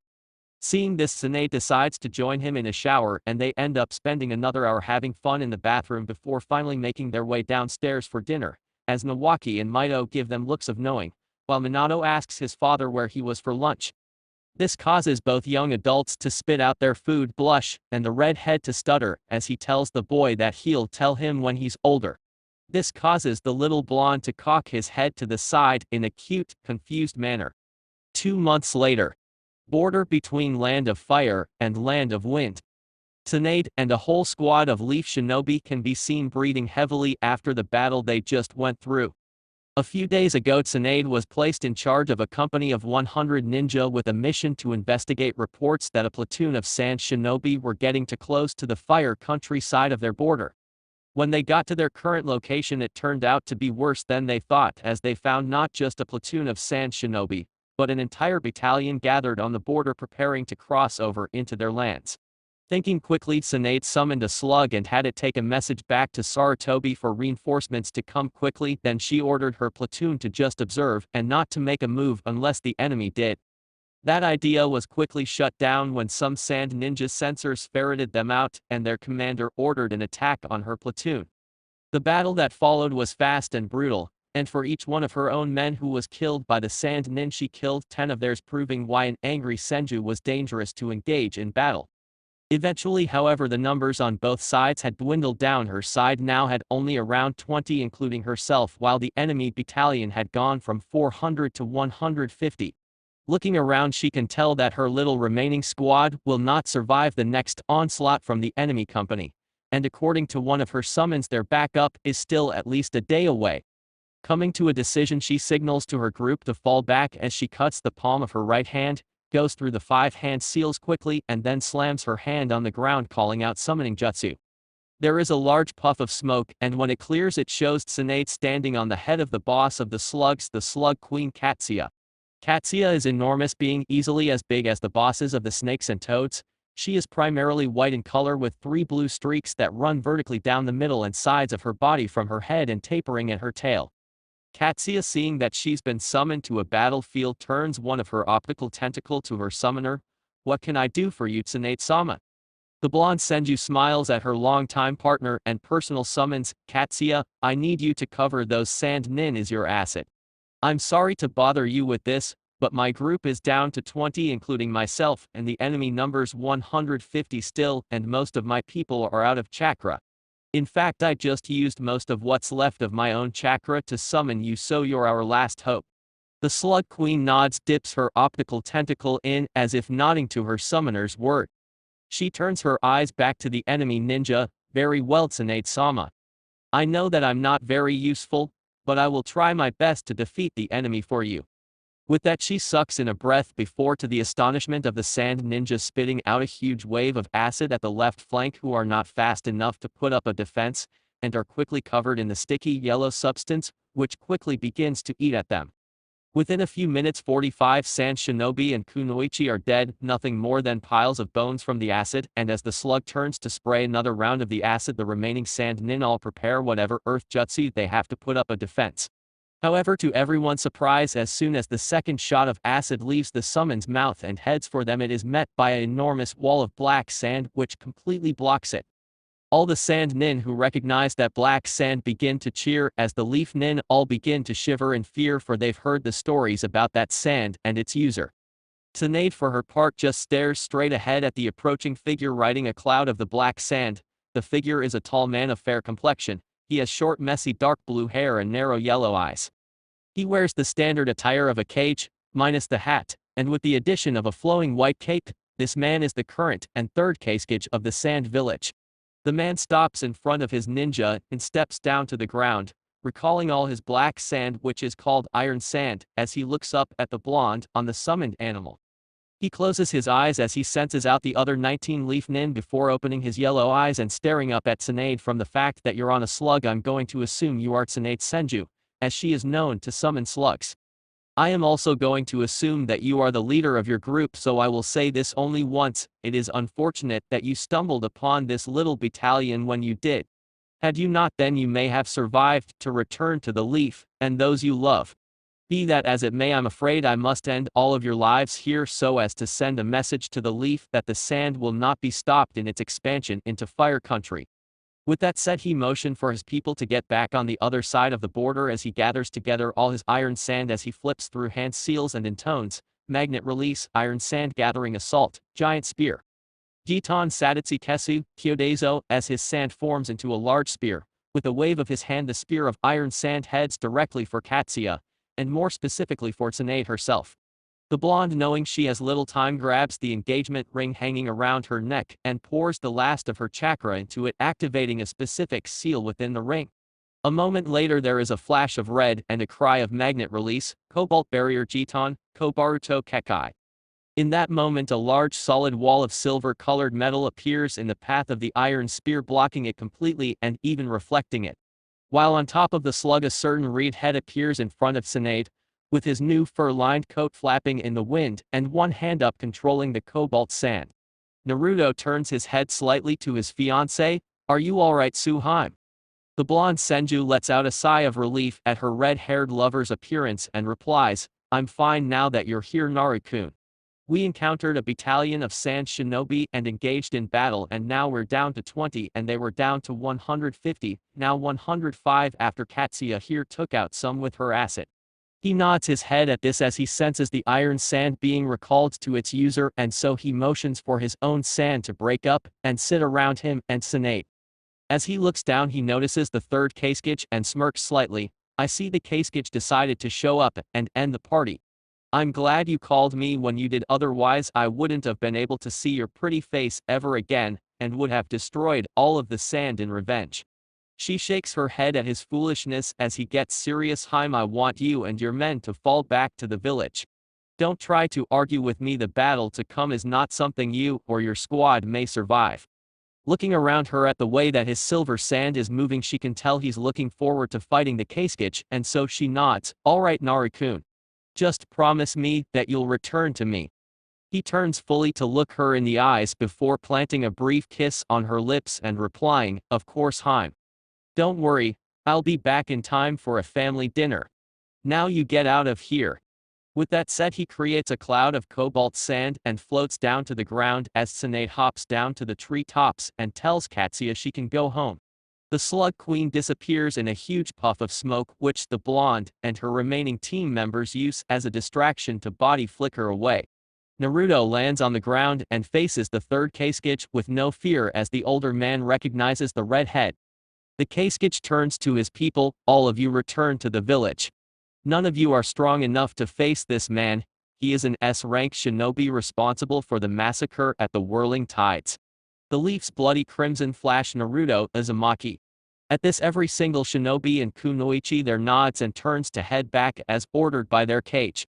Naruto for his part smiles at his soon-to-be opponent. I see my reputation precedes me, as does yours, Kasuke-sama. The master of the iron sand. The slightly older man nods his head at the 18-year-old redhead as he replies that it does. As does the rumor that you ransomed all the Jinchuriki you captured back to their villages for a hefty profit. Naruto chuckles at this without responding to it directly, as it's true. A few months after the rooted invasion of Whirlpool, he did indeed ransom off the 6 Jinchuriki back to their countries, charging the cages specific amounts for each, all in the tens of millions of ryo range. Such as with the 3 and 6 tails and Mist, he charged them 30 and 60 million respectively. For the 4 and 5 tails and Rock it was 40 and 50 million respectively. And lastly with Cloud it was 20 and 80 million respectively. It equaled a grand total of 280 million ryo, which he divided in half and gave 140 million to the Leaf and kept the other half for himself. He gets out of his memories and gathers his silver cobalt sand behind him as he prepares to face off with his fellow magnet release user. The Kasuke does the same with his black iron sand as Naruto asks, before we begin, tell me your name. I can't just refer to you as Kasuke the whole time we fight. The man chuckles at this and nods his head as he responds, you are correct about that. My name is Jin of the Sabaku clan. Now we know each other's names, let us begin. With that, his iron sand surges forward, while Naruto's cobalt sand does the same, and the two metal sands clash, signaling the beginning of a battle that will be spoken of for many years to come. That's it for this part. If you enjoyed it, then like, share and subscribe for more interesting videos, and also check out the other playlist. Hope you would like them too.